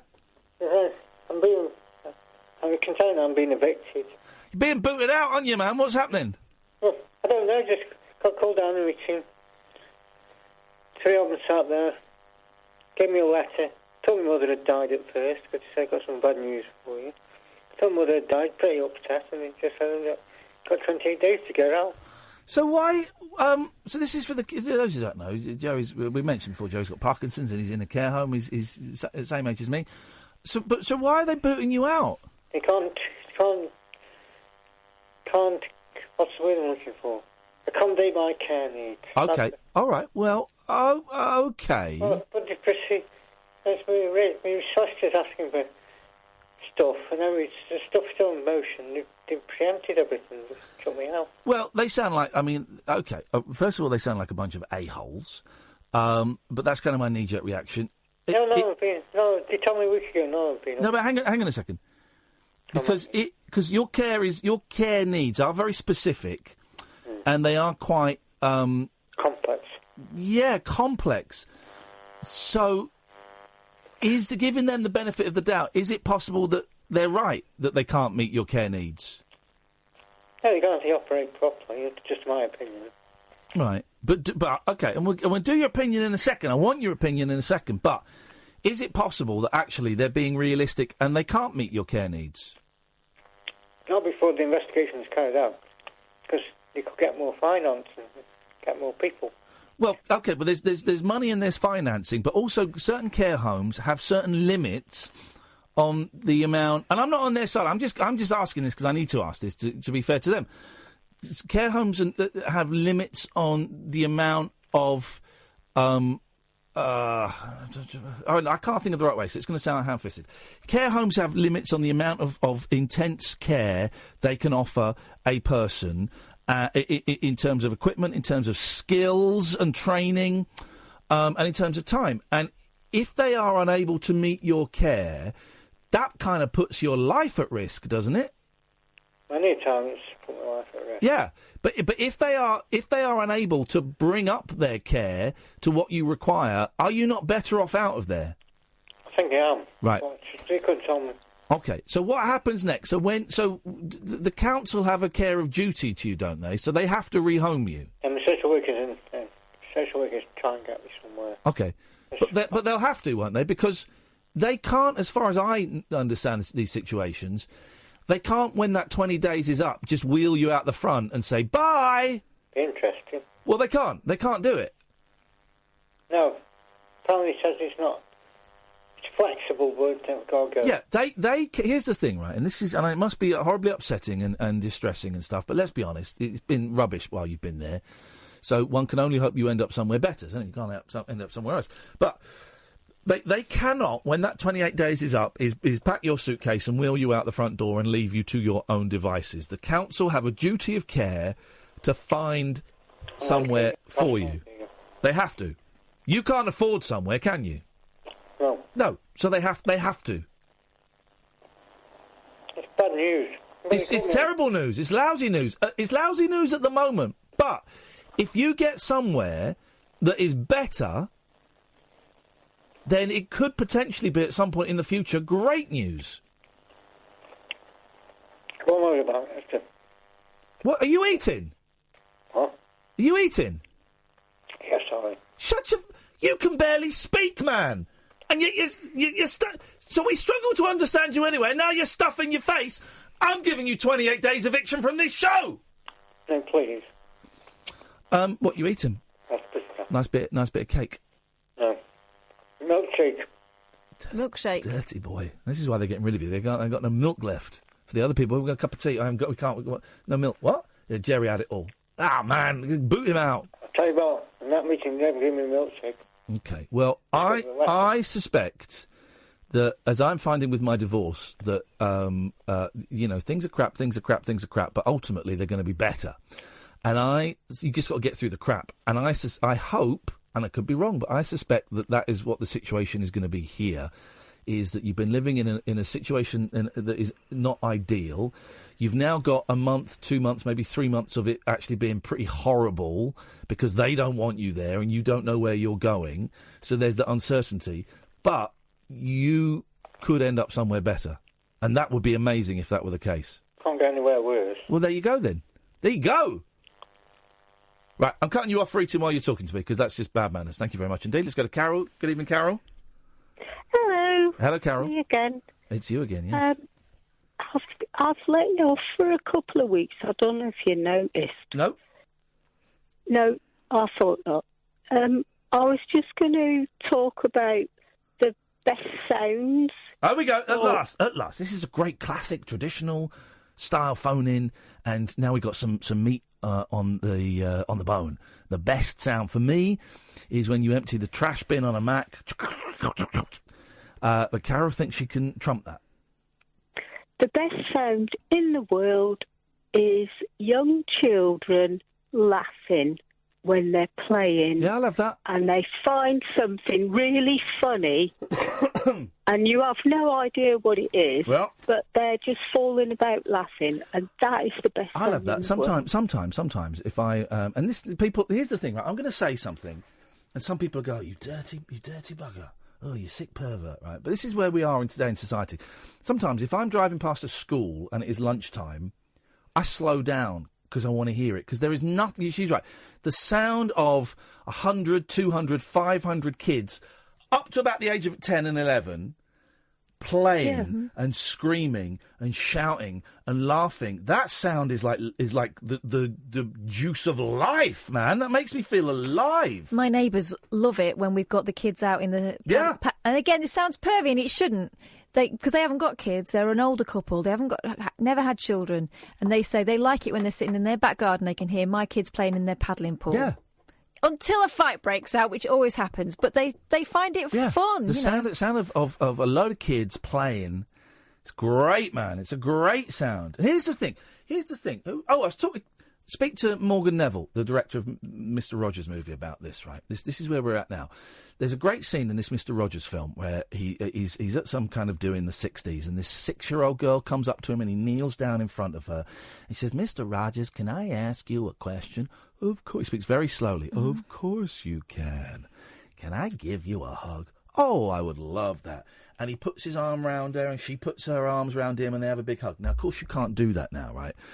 And I kind of think that's outrageous. And I've started not hugging children random because, I don't want to get a punch in the nose.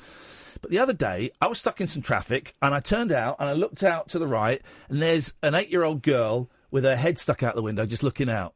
So I stuck my tongue out at her. She looked at me and she started laughing. So I stuck my tongue out again and I waved at her. And she waved at me and I waved and I drove off. Yeah.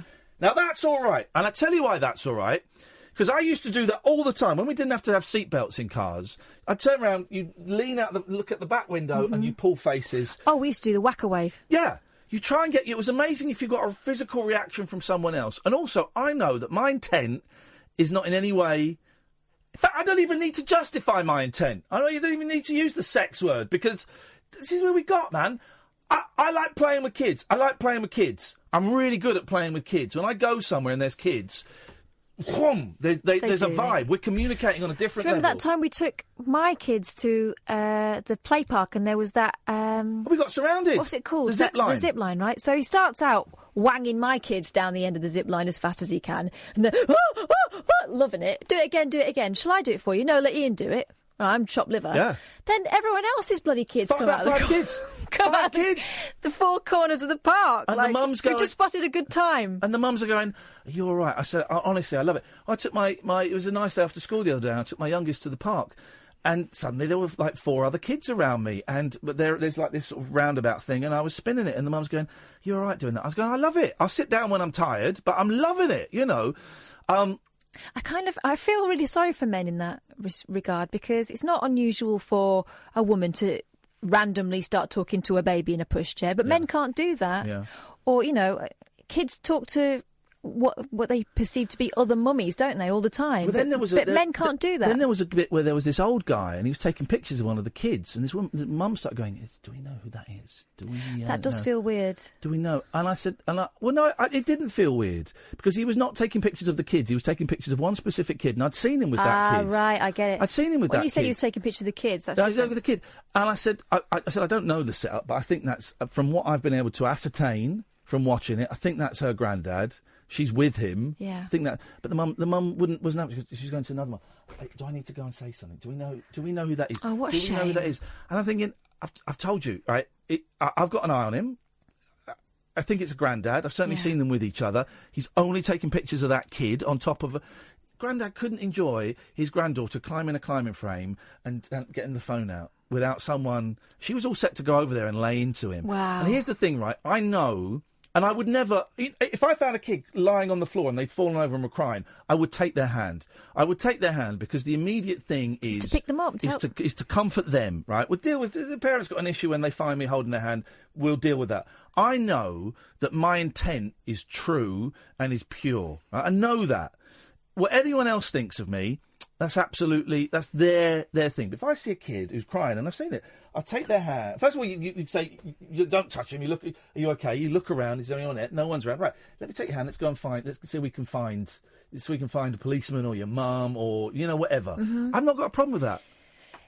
It's still a thing, though, isn't it? Where we were talking about this the other day. It's still kind of not a meme, but here's Dad babysitting his kids. He's a little bit rubbish. That's still a thing, Alexa isn't it? Advert. Right. So I don't want to mention the dickhead on Twitter who's always having a go at people just for fun.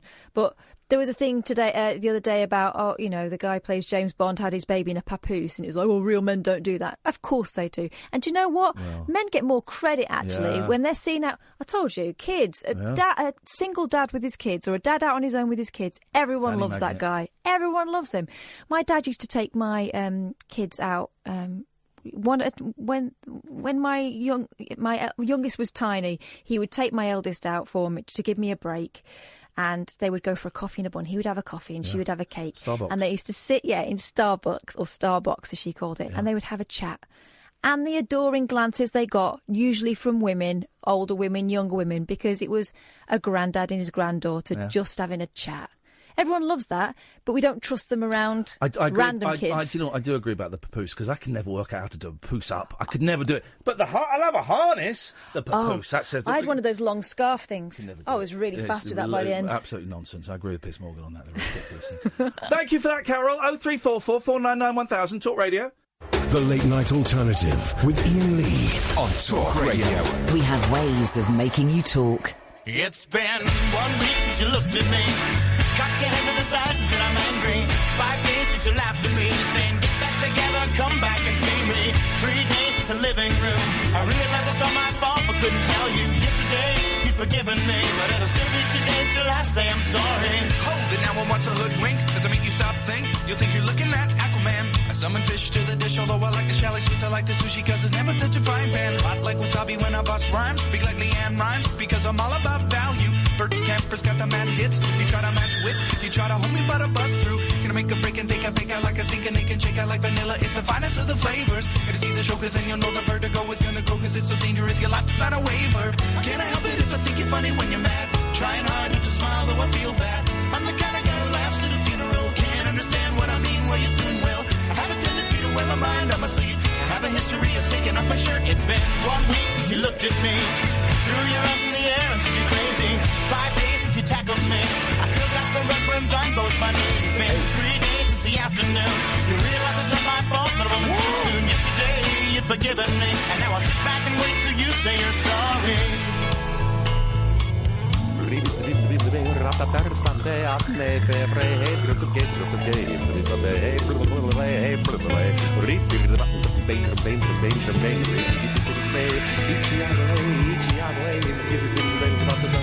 China, the Chinese chicken. You have a drumstick and your brain stops sticking. Watching X-Files with no lights on, with all our maisons. I hope the smoking man's in this one like Harrison Ford. I'm getting frantic, like Stingham Tantric, like Snickers guaranteed to satisfy. Like Kurosawa, I make mad films. Okay, I don't make films, but if I did, they'd have a samurai. Gonna get a set of better clubs, gonna find the kind with tiny dumpsters, so my irons are always flying off the backswing. Gonna get into my Sailor Moon, cause that cartoonist got the boom anime babes that make me think the wrong thing. How can I help it if I think you're funny when you're mad? Trying hard not to smile, though I feel bad. I'm the kind of guy who laughs at a funeral. Can't understand what I mean, you soon will. I have a tendency to wear my mind on my sleeve. I have a history of losing my shirt. It's been 1 week since you looked at me, dropped your eyes to the sides and said I'm sorry. 5 days since I laughed at you and said you just did just what I thought you were gonna do. 3 days since the living room, we realized we're both to blame, but what could we do? Yesterday, you just smiled at me, cause it'll still be 2 days till we say we're sorry. It'll still be 2 days till we say we're sorry. It'll still be 2 days till we say we're sorry. Push my stadium home under the Robbie.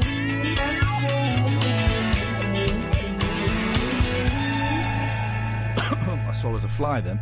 The reason we're playing that 20 years to this day, since that was number one on the Billboard charts, the Billboard Hot 100 charts in the United States of America. 20 years. 20 years. Remarkable. It's been 20 years. 0344 499 1000 is the telephone number. If you want to give us a call, you'd be very welcome. We're asking what is the best noise. And John of Fufkin on Twitter says, this is a great one. I like the click when the washing machine lets you back in. That's a great noise! Yeah. How much of our Especially when you've set it going on the wrong thing and then realised and you've stopped it before it started going and you just got to wait for it to undo. How much of our lives have we wasted, guys? Crouching in front of that, just checking the door. No, not yet. No, not yet. You wait for the click. Wait for the click. Wait for the click. Here's another one. Yeah. The crackle of a real fire. Well, that's a bit lousy. I like it. No, that is a good one. I like it when the logs pop. Well, I've got a fireplace in the farm. Yeah. Be careful. Huh? Well, the thing is, I haven't, because it's in the office, the fireplace. It's not in the living room. So I haven't really got any fires don't actually keep you that warm. No, but they give you the idea of warmth. Yeah. So it's probably a bit early, but we're getting close to November. November could be nice to have a little fire in there. I do like a nice fire. They're a pain in the arse. It's not been long since we put away our swimwear and sunglasses, says this news story. But it appears the country is already gripped by festive fever. What? 1 in 12 households has already bought mince pies. No. Too early. With £4 million spent on them in September alone. £4 million. Who's buying them in September? Perverts. The thing is, though, I like a mince pie. I love a mince pie. Warm mince pie with a bit of cream on it. Why not? I like Christmas pudding.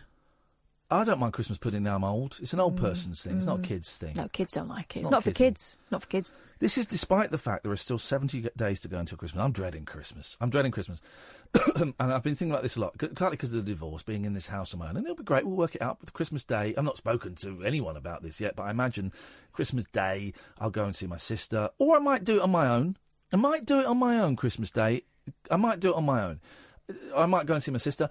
And then I imagine that Boxing Day I'll have the kids for a night or two. I imagine. Don't know. We haven't spoken about it, but that's kind of how I see it. Who knows? I might get invited to spend Christmas Day with the kids. I don't know. And I'm not saying that so you feel sorry for me. I'm just saying this is where we're at. And it's very early days, isn't it? Very early days. So I'm kind of dreading all of that faff. But also, there's this thing I've got with the light. I think it's the low sun. Gloom. It creates a light, and it reminds me of... I don't know, it reminds me of being a teenager. It reminds me of something, and it creates a mood. And I went for a doze today, about 3:30, and I was thinking, I shouldn't have a doze, because when I wake up, it's going to be that light, and it's going to send me rocking and a reeling. And so the light I hate. And as I was coming down the stairs about 5:30 when I finally got up, I was thinking, this is going to be a tough few months. I don't think it's seasonal affective disorder. I don't think so, the light box. Or maybe it is. Maybe I've just given the exact description of what seasonal affective disorder is. I don't know. Are they expensive, those light boxes? I don't want any more stuff. I know, but it might be I don't know. Stuff that helps. If anyone's ever used one of those, it's Phil for us. Phil and Pablo, stay there, I'll come to you in a second. If anyone's ever used those, let us know.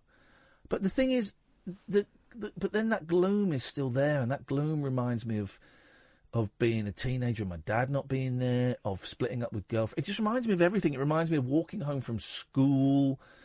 Reminds me of doing the free paper out, all of this stuff, and a light box isn't going to eradicate those memories of pain. Not even pain, of just slightly sad nothingness. Yeah, I know what you mean. That's what it is. Like a boring Sunday. Like a boring Sunday, but with more sadness in it. That's what it is. That's what it is. 0344 499 1000. The director of the Mr. Rogers film coming up soon. I think you're going to enjoy it. A really nice guy, Morgan Neville. Talking about a really lovely, lovely film. Hello, Phil. Hello, Ian. How you doing? I'm all right, Phil. What have you got for us? Good evening to Kath as well. Hiya, Phil. So this is my second call now. I dropped the Huey Lewis bomb last week, you remember? Oh, mate, that his dad invented cheese. I think we got that right. Absolutely, yeah. His dad invented the wax wrapping that goes around cheese, which is insane. That's the one, yeah. I can't pick up cheese anymore without thinking about the show, but... It's hip to be square! It was actually his grandfather, but... Okay, we were close. Ignore Scrooge McDuck over in the corner there, Phil. Those light boxes, yeah, I've used them, but I don't think they work, to be honest. I don't know. Well, so does the light affect you? What is it that affects you that made you think I'm going to have a go on one of those light boxes? Well, you're coming into it now, aren't you? It's like the winter season. That's what they were aimed for, the market. But how does it affect you? That's a good question, actually. I ask the best questions. It just puts you in a low mood. You can't explain it. It's just an overwhelming feeling. And that's it. Comes on for no reason. And that's the thing. You cannot put your finger on it. It's like trying to grab a jelly. It just comes over you. And absolutely, yeah. And what does it... all right, let me try and put the feeling into words for me. It's a bleakness. It's mournful. Is a hint of sadness. Yeah. Is that making sense to you, Phil? Yeah, I think you've got a good description there. It's like how do you explain it? It's like, you know, when you feel like alone, you feel isolated, but yet there's a party going on somewhere you don't know about, and you've been left sort of stranded, and you're like, what the hell's going on here? It's one of them type of feelings. I think we might, if anyone wants to call in about this, 0344 499 1000, because this is the first time I've really acknowledged it with myself. I got a feeling as it carries on over the next month or so, we might talk about this a little bit more. Let's see where we get to. See where we get to. Great idea, yeah. The reason I was calling, you know, you're talking about penises and all this type of thing. Yep. About 15 years ago, it's always stuck in my mind. It was funny. Yeah. We were playing the game Trivial Pursuit, about 6 of us, and it comes up, arts and entertainment. So the girl across the board, she goes to the question, takes the question out of the box, and she couldn't finish the question. She was in tears, and we're like, you know, what's going on here? Yeah. So she passed us the card. Do you know what the question was? Go on. What's the biggest dick on film? And we were thought, bloody hell, this is Pursuit. You know? Wow. You know, somebody put this in as a joke. Do you know what the answer was? Let's try and work it out. The biggest dick on film. Okay, let's try and work it out. Errol Flynn and Roddy McDowall have famously large penises. Mm-hmm. I'm thinking of Moby Dick. That's it, you got it. Is it Moby Dick? There we go. That's a very, very... Is that really a question on Trivial Pursuit? Do you know what? Junior edition. I've still got the box. And I will take a photo mate, of I want you to send me a photo of that. I want you to tweet me, email me a photo of that, Phil, because I would love to see that. Yeah. Nice one, brother. Yeah. Thank you, man. Because I wouldn't come out, I wouldn't come on here without proof or something to put them back up. Because many people would. Yeah, absolutely, yeah. Many people would. You know, did I ever tell you the story of how Viagra got invented and all that. We've only ever spoken twice, so it's unlikely. Go on. Yeah. Didn't come up. Oh. Yeah, they were doing the... Catherine made it funny. Sam's... By the way, I've got to say... No, I'm not high-fiving that. Hang on a minute. Someone's coming in to the studio, and... Yes, mate! Sam has been laughing at your very weak one-liners today. It's because he finds me charming. It's because you're a MILF. Stop it. You're a MILF to him. You're a GILF. Or maybe I'm just funny. Yeah, or maybe you're not. Go on, Phil. Let's hear the story of Viagra. How it came to be. So, yeah, the company was called Pfizer. It's a big pharmaceutical company. Yeah. Behind, like, loads. So what they did, they got the guinea pigs in. And what it was for, this particular pill, they were trying to treat angina. So they signed all the forms and, you know, if anything goes wrong and all that. Yeah. So after 4 days, when all the feedback forms come in, they said, hang on, this isn't treating the angina, the heart or anything. They were getting boners. This is making people see everything in a hue of green, and they're getting boners. It's like a fun version of that elephant trial. Remember when all those people nearly exploded? Yeah. What? Oh, yeah. Well, we know where we're going with this, so we'll treat it, and they put it on the market. Yeah. So it was actually an experiment for... It was invented by Pele, wasn't it? I don't know. Oh, no, he advertised it. That was it. He advertised it. I remember that. That advert was, if you have sexual dysfunction, you should try this. I don't, obviously. That's basically what he was saying in the advert. I'm Pele. I'm one of those virile men in the world. But I feel sorry for you guys that aren't as good with your ball control as I am. Hey, nice one, Phil. Always good to talk, man. Send me a picture of that question. The biggest dick in movies. Wow. How funny. How funny indeed. 03444991000. This is Talk Radio. Experience the unconventional. Hello. The unpredictable. Don't you think that's a bit weird? And the completely unorthodox. It was my birthday. With rule-free Iain Lee. I was just trying to generate a bit of content. The Late Night Alternative with Iain Lee. Hate alarm clock. Hate going to work. On Talk Radio. Say that, Pablo. Come to you a minute. 03. If you want to call in, tonight you got another 15 minutes because we're going to play the interview with Morgan Neville in a minute. It's good. He's a really nice guy. 03444991000. Then Paul Ross will be on at 1 o'clock, as per usual. It's a treat for fact fans. You know we're off to see Roger Daltrey tomorrow. Yeah. Okay, you got that. Yes. So meet you at work about 6? Yeah, okay. Would you hesitate then? I can make it work. Well, the thing starts at 6:30, so yeah, make it work. I will be here at 6. At 5 minutes past 6, I will be walking to the thing. Okay? Yeah. So make it work. It's going to be fine. Okay, fine. You squeezing one out? No. I am. Much like hot cross buns, you just let it go. Mince pies are now stocked by the major supermarkets well before and after the festivals to which they are traditionally linked. Of course, mince pie to a Kiwi or an Australian is a beef pie. Well, in the olden days, mince was meat. Beet, was it? Meat. You said beet? Meat. Early on in my sister is married to a Kiwi gentleman from New Zealand, is what that means. And he phoned up, said, I'm coming, it's near Christmas, I'm coming home late. It's been a long day, man, I'm so tired, I'm coming home late. She says, oh, well, I'll put a mince pie in the oven for you. Oh, beautiful. So he comes in and thinking he's going to get like a big old... Meaty pie, like a dinner. Gets this tiny little cake. Oh. He was furious. Well, it says you're off coming over here in the first place. Well, my mum and dad are both from this country, but one of them is just a Wally. And when they first got married... My mum was only about 20, 21. And my dad rang up, what's for tea? She said, cheesecake and chips. Oh, they'd never had a cheesecake before. I tell you what you don't get now, and I used to love these as a kid. There used to be a different type of cheesecake. Do you remember the cheesecake that was like in a little tin foil, and it was white, and it had like white string on the top?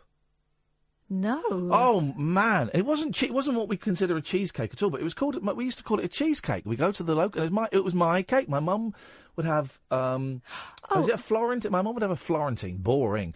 And I'd have a cheesecake. Not lemon cheese, like lemon curd. No. There's no cheese in it.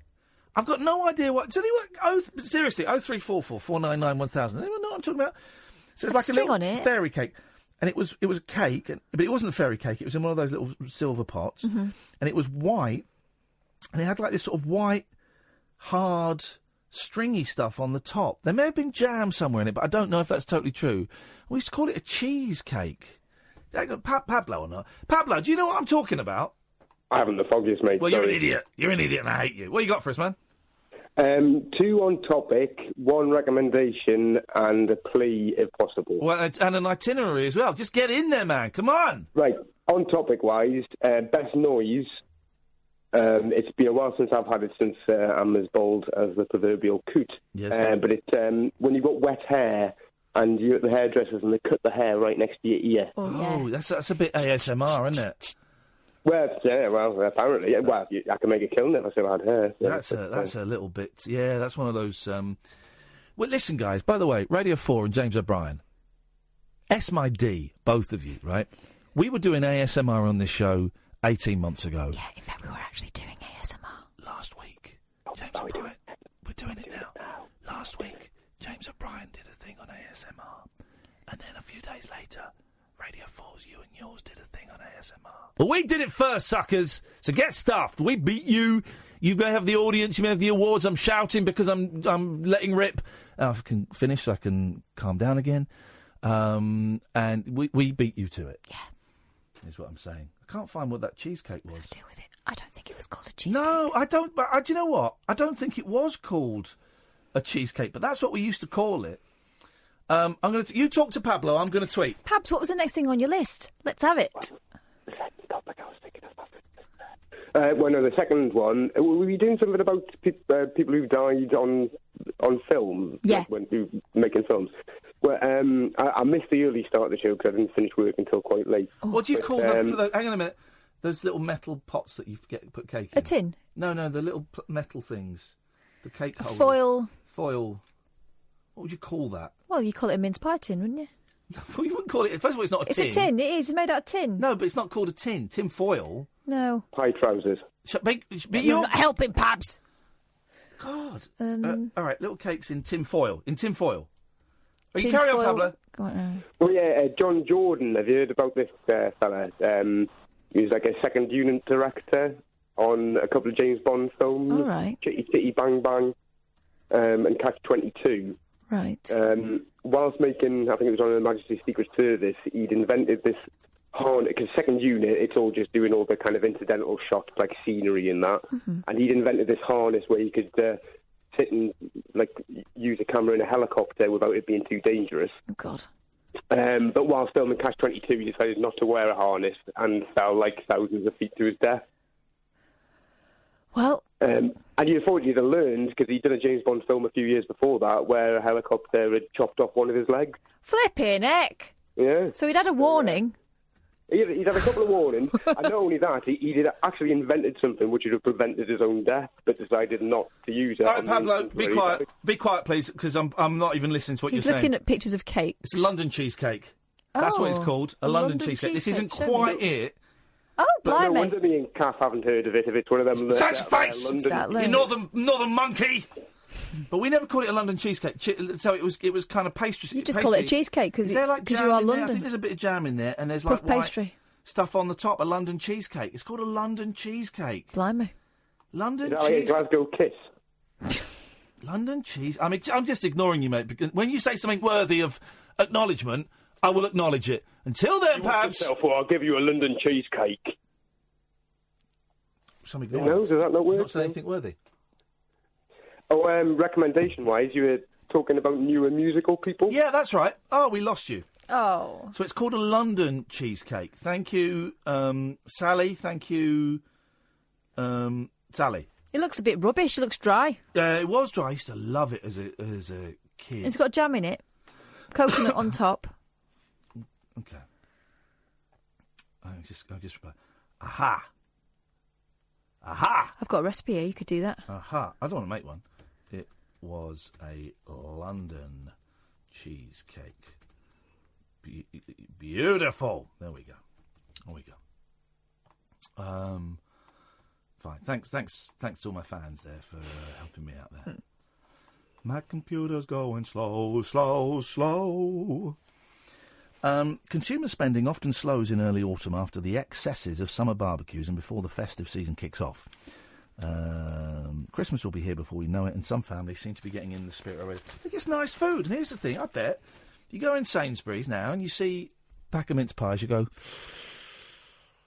oh, go on then, put them in, we'll have them later. We'll have them when we get home. Beautiful. Don't tell me, right, if I offered you a hot cross bun now, you wouldn't have it. Oh, I'd have that, yeah. Exactly. So what's the difference? And that's about a man. That's for a man who died. The mince pie is for a man who was born. Same guy. Same man. Same guy. So you'd celebrate. You'd orally celebrate a man's death, but yet you wouldn't orally celebrate a baby's birth. That to me just shows what kind of screwy society we're in. Let's listen to a trail for one of my excellent colleagues and have a think about how low we've sunk. The late-night lip service for lovers, loners and lounge lizards. Well, where exactly is your accent from? The Late Night Alternative with Iain Lee. I've forgotten your name already, excuse me. On Talk Radio. 0344 499 1000 is the telephone number if you want to give us a call. So many ways to get food these days where I live. There's not actually... A lot of the delivery services don't work. Deliveroo doesn't... We're sorry. Deliveroo and Uber Eats are not in your region yet. Keep coming back. We'll let you know. No, I'm not. I've tried you once. You weren't there when I wanted you. Luckily, Pizza Express is. Pizza Domino's is. Luckily, there's a great Indian just down the road from me that deliver. And when they deliver, they gave me free beer and a rose. Ah. Neither of which are useful to me. Don't like roses. I think they're overrated as a flower. And I don't drink beer. But the food was delicious, so thanks for that, guys. Uber Eats is kind of like the low rent one, isn't it? It's where you get your Mackie D's delivered from. Uber Eats, Mackie D's delivered. Another one I've always treated with suspicion, because I remember seeing the thing about them on Watchdog years ago. It's Just Eat. Mm-hmm. And some of the places... This was on Watchdog years ago, right? We've used Just Eat. Yeah. Yeah, it's kind of a last resort for me. But about 5 years ago, Watchdog did a thing. If he wants to, Sam, he's very welcome. Of course he is. Not gonna Paul Ross is not as demanding that he comes in and does a handover. I don't really want him to do it, but he's a good guy. Hey, Paul, come in, buddy! Of course you can come in. I was just saying, we're talking about Just Eat. And years ago, they did a thing on Watchdog that some of the things you could order the food from weren't actually from restaurants. It was like people doing it in their kitchen. What? And stuff. What? So... That's better, though, surely, isn't it? No, not when you see this. This is the news. This came out a few hours ago. Just Eat listings include takeaways given 0 ratings for hygiene. Many takeaway shops... my place, have they? Many takeaway shops in England with a 0 rating for hygiene are among those listed on the Just Eat food ordering app, a BBC investigation has found. Half of the outlets rated as 0 in Manchester, Brighton and London appear on the app. A BBC investigation found 20 out of the 31 takeaways rated 0 in Birmingham are on Just Eat. 9 of the 13 rated 0 in Liverpool are listed there. In Manchester, Bristol and London, half of the takeaways with a rating of 0 are on the platform. 0 means in need of urgent improvement. Now, here's the thing, right? I must say, Kath's face is a picture. Yeah. It's puckered up like she's been sucking a lemon. Well, I'm also thinking that there are plenty of people who will eat wherever if they like the taste of it and they don't particularly care how mucky it is. Here we go. There's a pretty damning assessment handed out after Ealing Council's environmental health team carried out an inspection of a pub in West London. During the visit, they found multiple food safety issues, including rat and mice droppings in a storeroom. The councillor said there was no sanitiser, so they can't clean effectively. Food was left out at room temperature. Very high-risk food like rice. There were no records. What's that got to do with it? The pub has a 0 hygiene rating. That's quite admirable, though, isn't it? 0. Don't go for 1 or 2. Go 0. Go flatline. Well, I know because I've been online and I'm a member of a Facebook group of my local community now. And I like the way you've lowered your voice. Oh, he's gonna over the garden fence. And I found I've got a new barber, and she was giving me all of the gossip. There's a curry house in this little sort of high street near where I live, and they're displaying a 4 food hygiene rating. They've only got 1. They've only got 1. Did they draw the extra bit on? And then there was another... You've got to blow that Watergate scam wide open. Then there's another curry house. I read this on the Facebook page. There's another curry house that got raided by immigration. And so loads of people were saying, did anybody else have a Pakistani man hiding in their back garden on Sunday night? Yeah, I did. He knocked on my back door and asked to come in. I wasn't going to let him in. So they got busted by the immigration. It's all happening. It's all happening. Could you do me a favour? Yes. Because I am a big fan of local papers. Would you buy your local paper and bring me in a copy or two? Yeah, I will do. Do you get a free sheet delivered, or is it a proper local paper you pay for? I tell you what I get, and it's my favourite. I think we get it. I think maybe it's once every 2 weeks. Oh, you showed me this thing. The parish. Or the parish magazine leaflet. Oh. It's a leaflet. Oh, mate, it's great. And from it, I've already ordered a book from a local resident who's written a book about the area. So I've been emailing him, and the book has arrived. I found out that the Women's Institute had a talk from... was he a cheese expert? Yes. He's a cheese expert, and he used to be responsible for Marks and Spencer's new food items in the 1970s. He's got a tale to tell. Well, the tale is that people would, when Marks and Spencer started selling avocados in about 1975, people would come back complaining that they tasted horrible with custard. People were doing avocado and custard. So plenty of tales. That's a whole new food franchise there. I will bring, and then you're right. Please do. I'm a big fan of local papers as well. I love it. If I go away for a week or something in Britain, I'll go and buy the local paper. And my wife always goes, "What are you doing that for?" I want all the dirt. I want the gossip. I want to know what's going on. I will do that for you next week with great pleasure. God bless you. What is on your show tonight, Paul On the Ross? show tonight, loads of stuff, but we are talking to a man who runs something in Moundsville, West Virginia, called the Archive of the Afterlife, as we count down to Halloween. The Bookshop of Bullshine. Now, this man studied at the Warner Southern University and Omega Bible Institute. All these artefacts are linked to murders or hideous violent deaths or serial killers. Let me show Kath the photograph of the man's face who's on the show. Yeah, that's what I thought. Yeah, pretty much what I expected. He joins us live after 1 o'clock for the Archive of the Afterlife. I cannot wait. That is a great book. That's the kind of person we would devour. That's a great booking. Anything else? All that, and we're talking about the mosasaur, which did turn up at the very end of the last Jurassic World film. We've got new details on that and how it's part in the fossil. How may not have been the biggest fish of all time. Oh. Even bigger than Megalodon. Yeah. And we're also talking about a very moving thing that's happening this weekend. 70th anniversary ceremony for the people who served in Palestine after the Second World War. Oh, yeah. They came back to no greetings, no celebrations. It was regarded as Britain's forgotten war. Wow. There are still people alive on it, including somebody who served there, who mentions it in his new autobiography I've just finished. Bernard Cribbins was there. Oh, now, I've got that book on order. I'm looking forward to that. Yeah, I bet he was. I bet he booked was. him up. You know, Johnny Seafort's stolen him as well. I tried to get him, but I think... here's the thing, That's the second time we tried to get him. Yeah, why doesn't he like me? I don't know. What's going on? I don't think it's you, I think it's Kath. Do you know what? Well, I didn't try this time. Well, I think Kath would remind him of Bobby on the Tracks and all that, and the bloomers in the air, and all. It brings back haunted memories. Keep your bloomers on tonight. Jenny Thank you, Paul. Paul Ross will be in at 1 o'clock. And it's always worth a listen. He puts actual effort into making that show. Imagine what's an attitude having a work ethic. I can't think of anything like it. Sam, how much longer do I have? Any time after when we come back? I've got how long? Like you're typing on a screen. 40 seconds. Okay. So if I were to go now, we'd have 60 seconds. Let's go now. The Late Night Alternative with Iain Lee.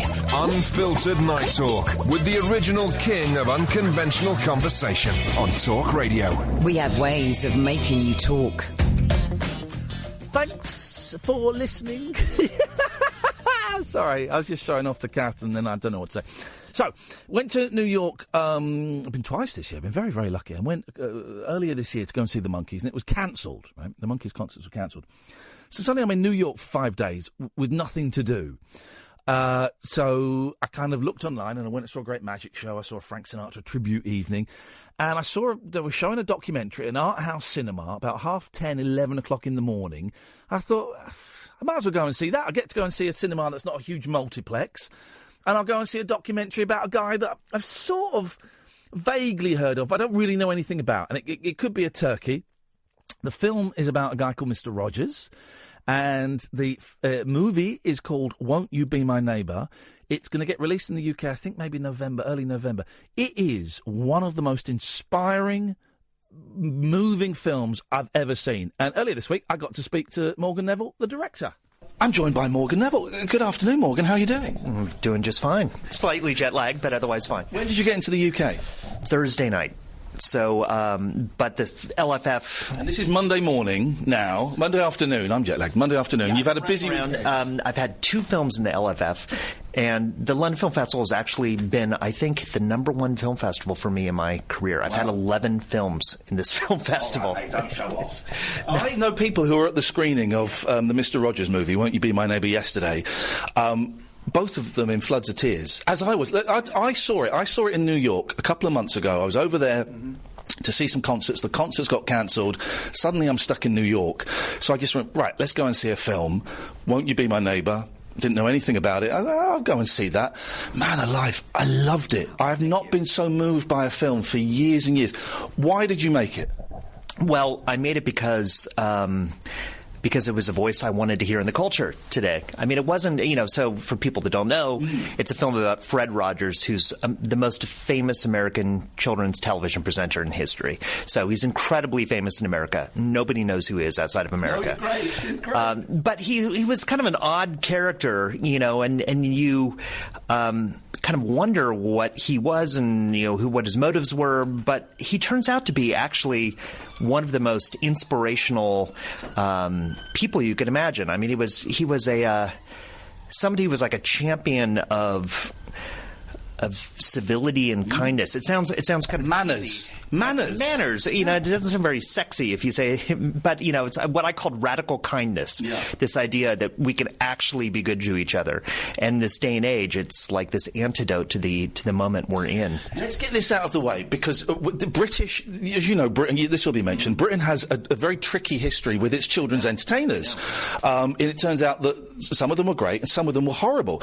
And so I'm watching this film, knowing very little about him. I was aware of the cardigan image and the spoofs, but very little. And I'm waiting for the punch to the guts, and it turned out he was a sex criminal. And what was so great is there is none of that. He is just a really charming, nice guy that wants the best for kids. That's it. Yeah. And there's this moment in the film where we start to address some of these rumors about him, and it's the thing everybody's wondering about. And it turns out to be this moment that says more about us as an audience, where we come to expect this of our celebrities and our heroes, I guess, in a certain way. So it really... And people that work with children. Yeah. A grown man wanting to work with children, that can't be right. Well, actually, it can be right. It can be that pure. Exactly. And so the real tension in the movie comes between him and the world, who doesn't necessarily care. Does the world care about kindness anymore? Is that just a out-of-date idea that we should be kind? We're jumping all over the place, but it's bits keep pinging into my mind. There is that kind of backlash against him a few years ago, where he is called out, I guess before the phrase snowflake generation, which is a terrible phrase, but called out for making young people feel entitled, because he would tell every child that they were special. Yeah.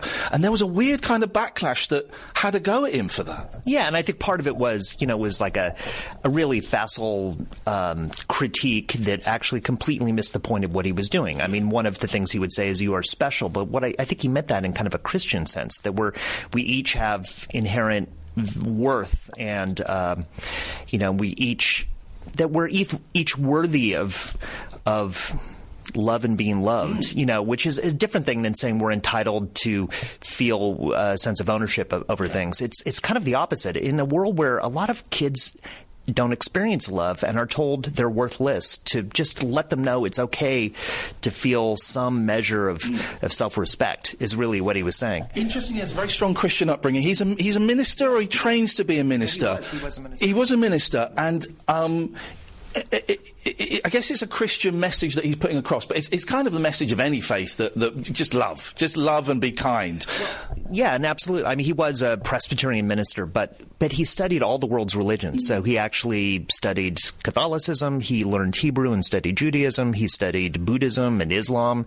And what he did and what he took from all those religions were kind of the common humanist values that most of the world's religions have, which is pretty much the playbook of how you should treat other people. It's the most kind of fundamentally basic ideas of what it means to be he would say a good neighbor, but to be somebody who is there for other people, and how we live together in our world. And it's something that people don't advocate for. And you wouldn't watch his show, certainly not the bits that are represented in the film, and think, oh, this is a show about Jesus Christ. It's not a Christian. Never mentioned God once on the show.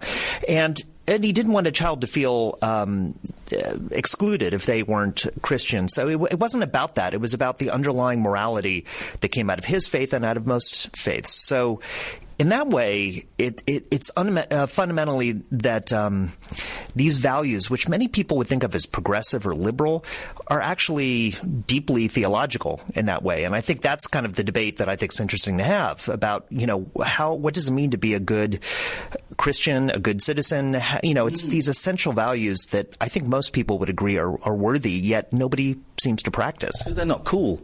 And they don't, as you said, they don't sound sexy. Well, and you don't get votes and you don't get eyeballs doing it, too. Actually, there were two bits in it. Well, the one bit where the film turned for me and I thought, this guy's a genius. Actually a genius was... the clip, I guess, from 68, 69, after Bobby Kennedy has been shot, and the puppet turns to the human lady and says, "What does assassination mean?" Oh, man! I sank back in my chair. That's a powerful thing. And he used what was essentially a show for 2 to 6-year-olds to help explain, as well as, fun, nice things, explain big issues that would be in the news or they would hear their parents talking about. I mean, he dealt with war, civil rights, all these issues, on and on, AIDS, nuclear holocaust, all these very heavy issues in the show for young kids. And part of why he did it is, I think he felt like the natural human instinct as a parent or as an adult is to tell children not to worry about things or to shield them from bad things. And the fact of the matter is children are way too smart to not know when bad things are happening. They instinctively know it. And if we don't help them process it or explain it to them, they build phobias and fears. And to him, fear was the great toxic force because fear metastasizes into things like hatred and bigotry and resentment. You mentioned bigotry. One of the great things that your film does is... it puts into kind of a social and political context what he was doing within his show. It sounds a bit heavy, but it does. And there's the great bit, the news footage or whatever it is of people of colour not being able to use swimming pools that white people, and we kind of forget that segregation within America, it's within living memory, huge segregation. And there's that beautiful scene. It's the postman, isn't it? He's the policeman. The policeman, sorry. Officer Clements. That's it. And Mr. Rogers is sat there with his feet in a paddling pool, and the person of colour comes along, and Mr. Clements, can I, that looks good, can I put my feet? Sure, put your feet in my It's beautiful. Yeah. So simple and beautiful. No, and it's the kind of thing he did in these very subtle ways. So we talk about these big ideas and these heavy issues. He dealt with them in such a slight, gentle way that if you weren't paying close attention, you might not notice it. But when you look at it and think about it, you understand what he's modeling. He's saying it's okay to do this. It's okay to think of people of any race or ability as completely normal. And in a world now with Trump and with Brexit, when everybody's being kind of torn apart, there is one side and there is the other side. There's very little in the middle. I feel like we need more of this, man. We need more people to go out and go, do you know what? It's all right to get on with people of different colour and different faiths and different sexualities. It's all right. And we don't really have anyone doing that. We don't. I mean, the thing is, we built this culture, and, we discussed this other film I made, Best of Enemies, about these debates in the 60s, which led to kind of the news pundit world of today where everybody's arguing against one another. But we built this society that is actually incentivized to tear the other side down. Yeah. That's how we succeed, is by pitting one group against another. And it's all based on this assumption that the center will hold, that the community, that societies will stick together. And I don't think that's true. I think societies are delicate things that need to be nurtured. And I think he's one of those rare advocates that reminds us that we have much more in common and much more to lose. If we lose the community we have together, then what everybody else is saying. Well, a lot of news TV and a lot of news radio, a lot of my peers, it is, we will get one extreme view from this side, I hate Muslims, and we'll get another extreme view saying, we should become, and they will pit them against them instead of just either not talking about that or just having a chat about it. And it's tiring, it's dated, and it causes division. Well, and it's that people are playing off of our human nature. Our human nature is, it's a lot easier to motivate people through fear than love. Yeah. But that doesn't mean that should be the opinion that wins. That's not right. That's just what's effective. So I think we need to embrace the other thing as much as we can. What did Mr. Rogers mean to you as a kid? I'm assuming you watched him growing up. I loved him as a child. But he was just a really nice guy on TV that I liked. I had no sense of these other layers that were going on. He was just somebody that was kind of teaching me how to be a person and how to treat other people. But it was all, my relationship with him predates my memory. It's back to my earliest years. So it was all kind of foggy, and coming back around to it as an adult, I suddenly realized what was there all along. So why did you a lot of your film, well, all of your documentaries, they are about stories. They're really good stories. 20 Feet from Stardom, The Best of Enemies, the Keith Richards. They're all about really interesting stories. What made you choose this story? What was it you thought, there's a 2-hour movie in this?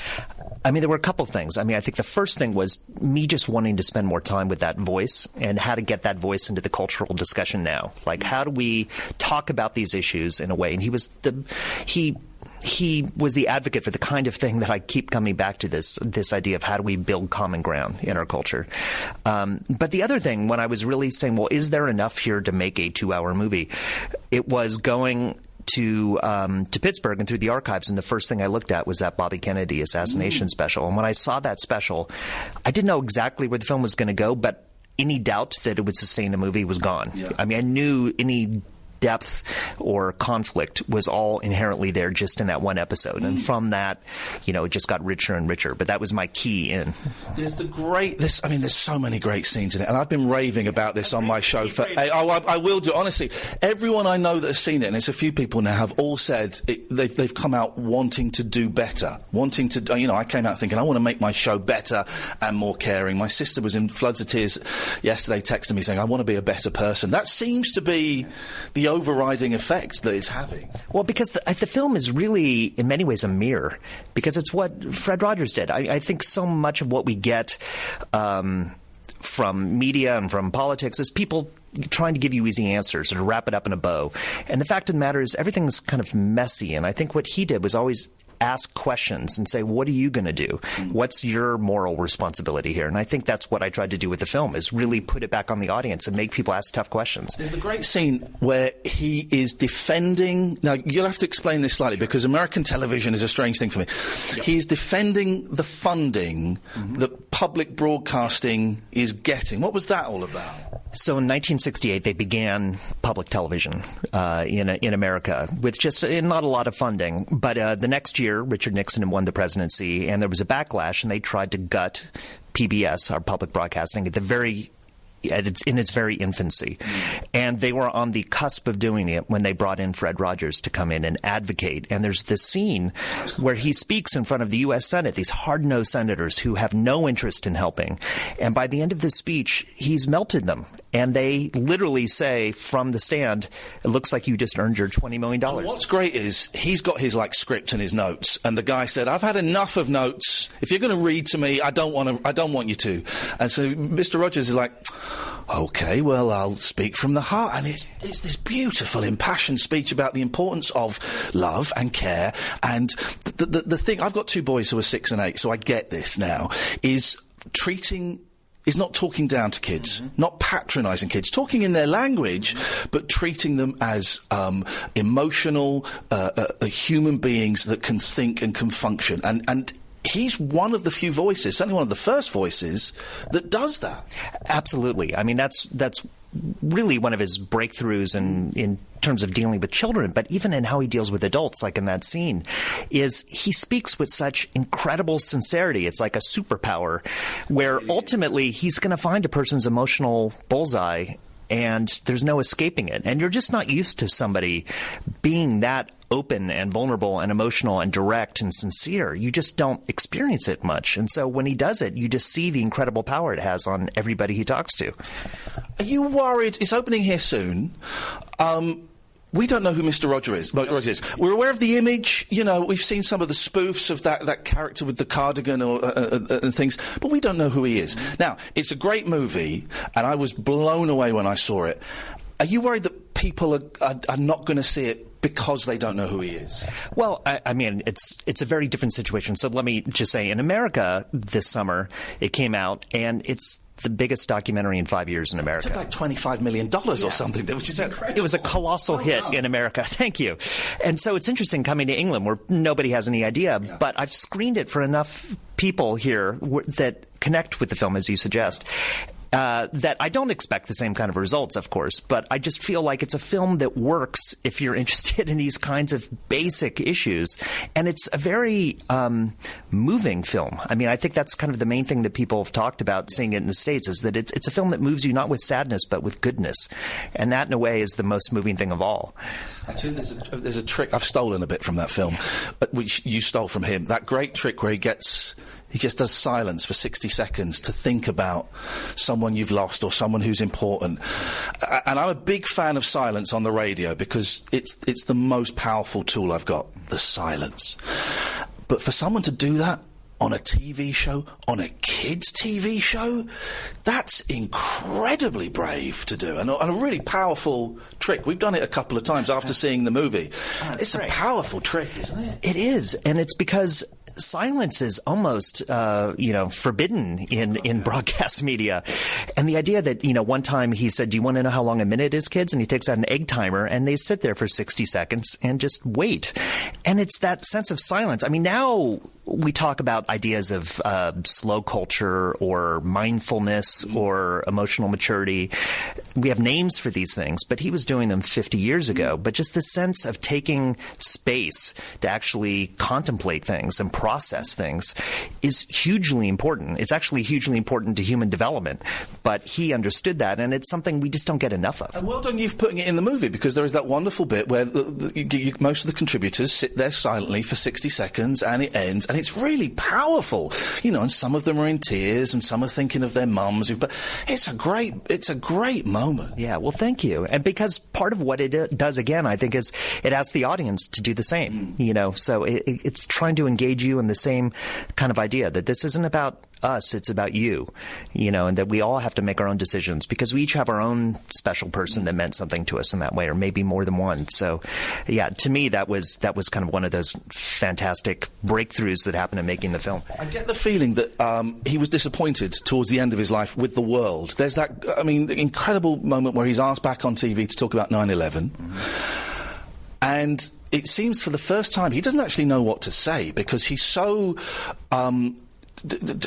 upset by how, obviously it was a horrific event, but he seems genuinely shocked by how horrible and mean people can be. With the end of his life, was he disappointed, do you think? I think he was grappling with these issues of, what do you do with things that are so overwhelmingly terrible? But at the same time, people would say to him, and I heard him say this, they'd say, well, oh, this evil thing happened. And he would say, don't say that. Like, I don't believe in good and evil. That's not useful. It's not useful to think in those terms. And even when he finally gathers enough energy to speak about 9/11, and he does this incredible kind of public service announcement to process it, he names all the things we should keep in our hearts and our minds. And the last three things he talks about are faith and pardon and love. And you think about those. I mean, who else was talking about pardon in the immediate aftermath of 9/11? Oh, it was burning spears. It was fists raised. It's let's go and kill. That stuck out as being an incredible moment. Yeah, and I think those three things, I keep coming back to this, the sense of faith or trust or whatever that means to you, of love and of pardon, of understanding, essentially, is something we don't have nearly enough in our culture. And, that's something, when I come back to what would he think about this, I come back to those three things. What's next? Have you got another project? Are you constant? Because your back catalogue is incredible. You've done some great movies. I don't want to blow smoke up your ass, but are you constantly? You got 3 or 4 ideas on the go at the same time? I do, and I just finished this other film about Orson Welles that's coming out on Netflix in a couple of weeks, called "They'll Love Me When I'm Dead." So I just finished 2 films. So I'm taking a slight breather. I'm working. I have some TV shows I'm working on now, but I'm trying to decide what the next film is. But it'll come soon, I'm sure. Listen, Won't You Be My Neighbour? It's so beautiful. Really, I enjoyed it way more than I was expecting to. Everyone I know who's seen it has been just blown away. You should be very proud of yourself. It's a great film. Congratulations. Thank you so much, and thanks for speaking out about it.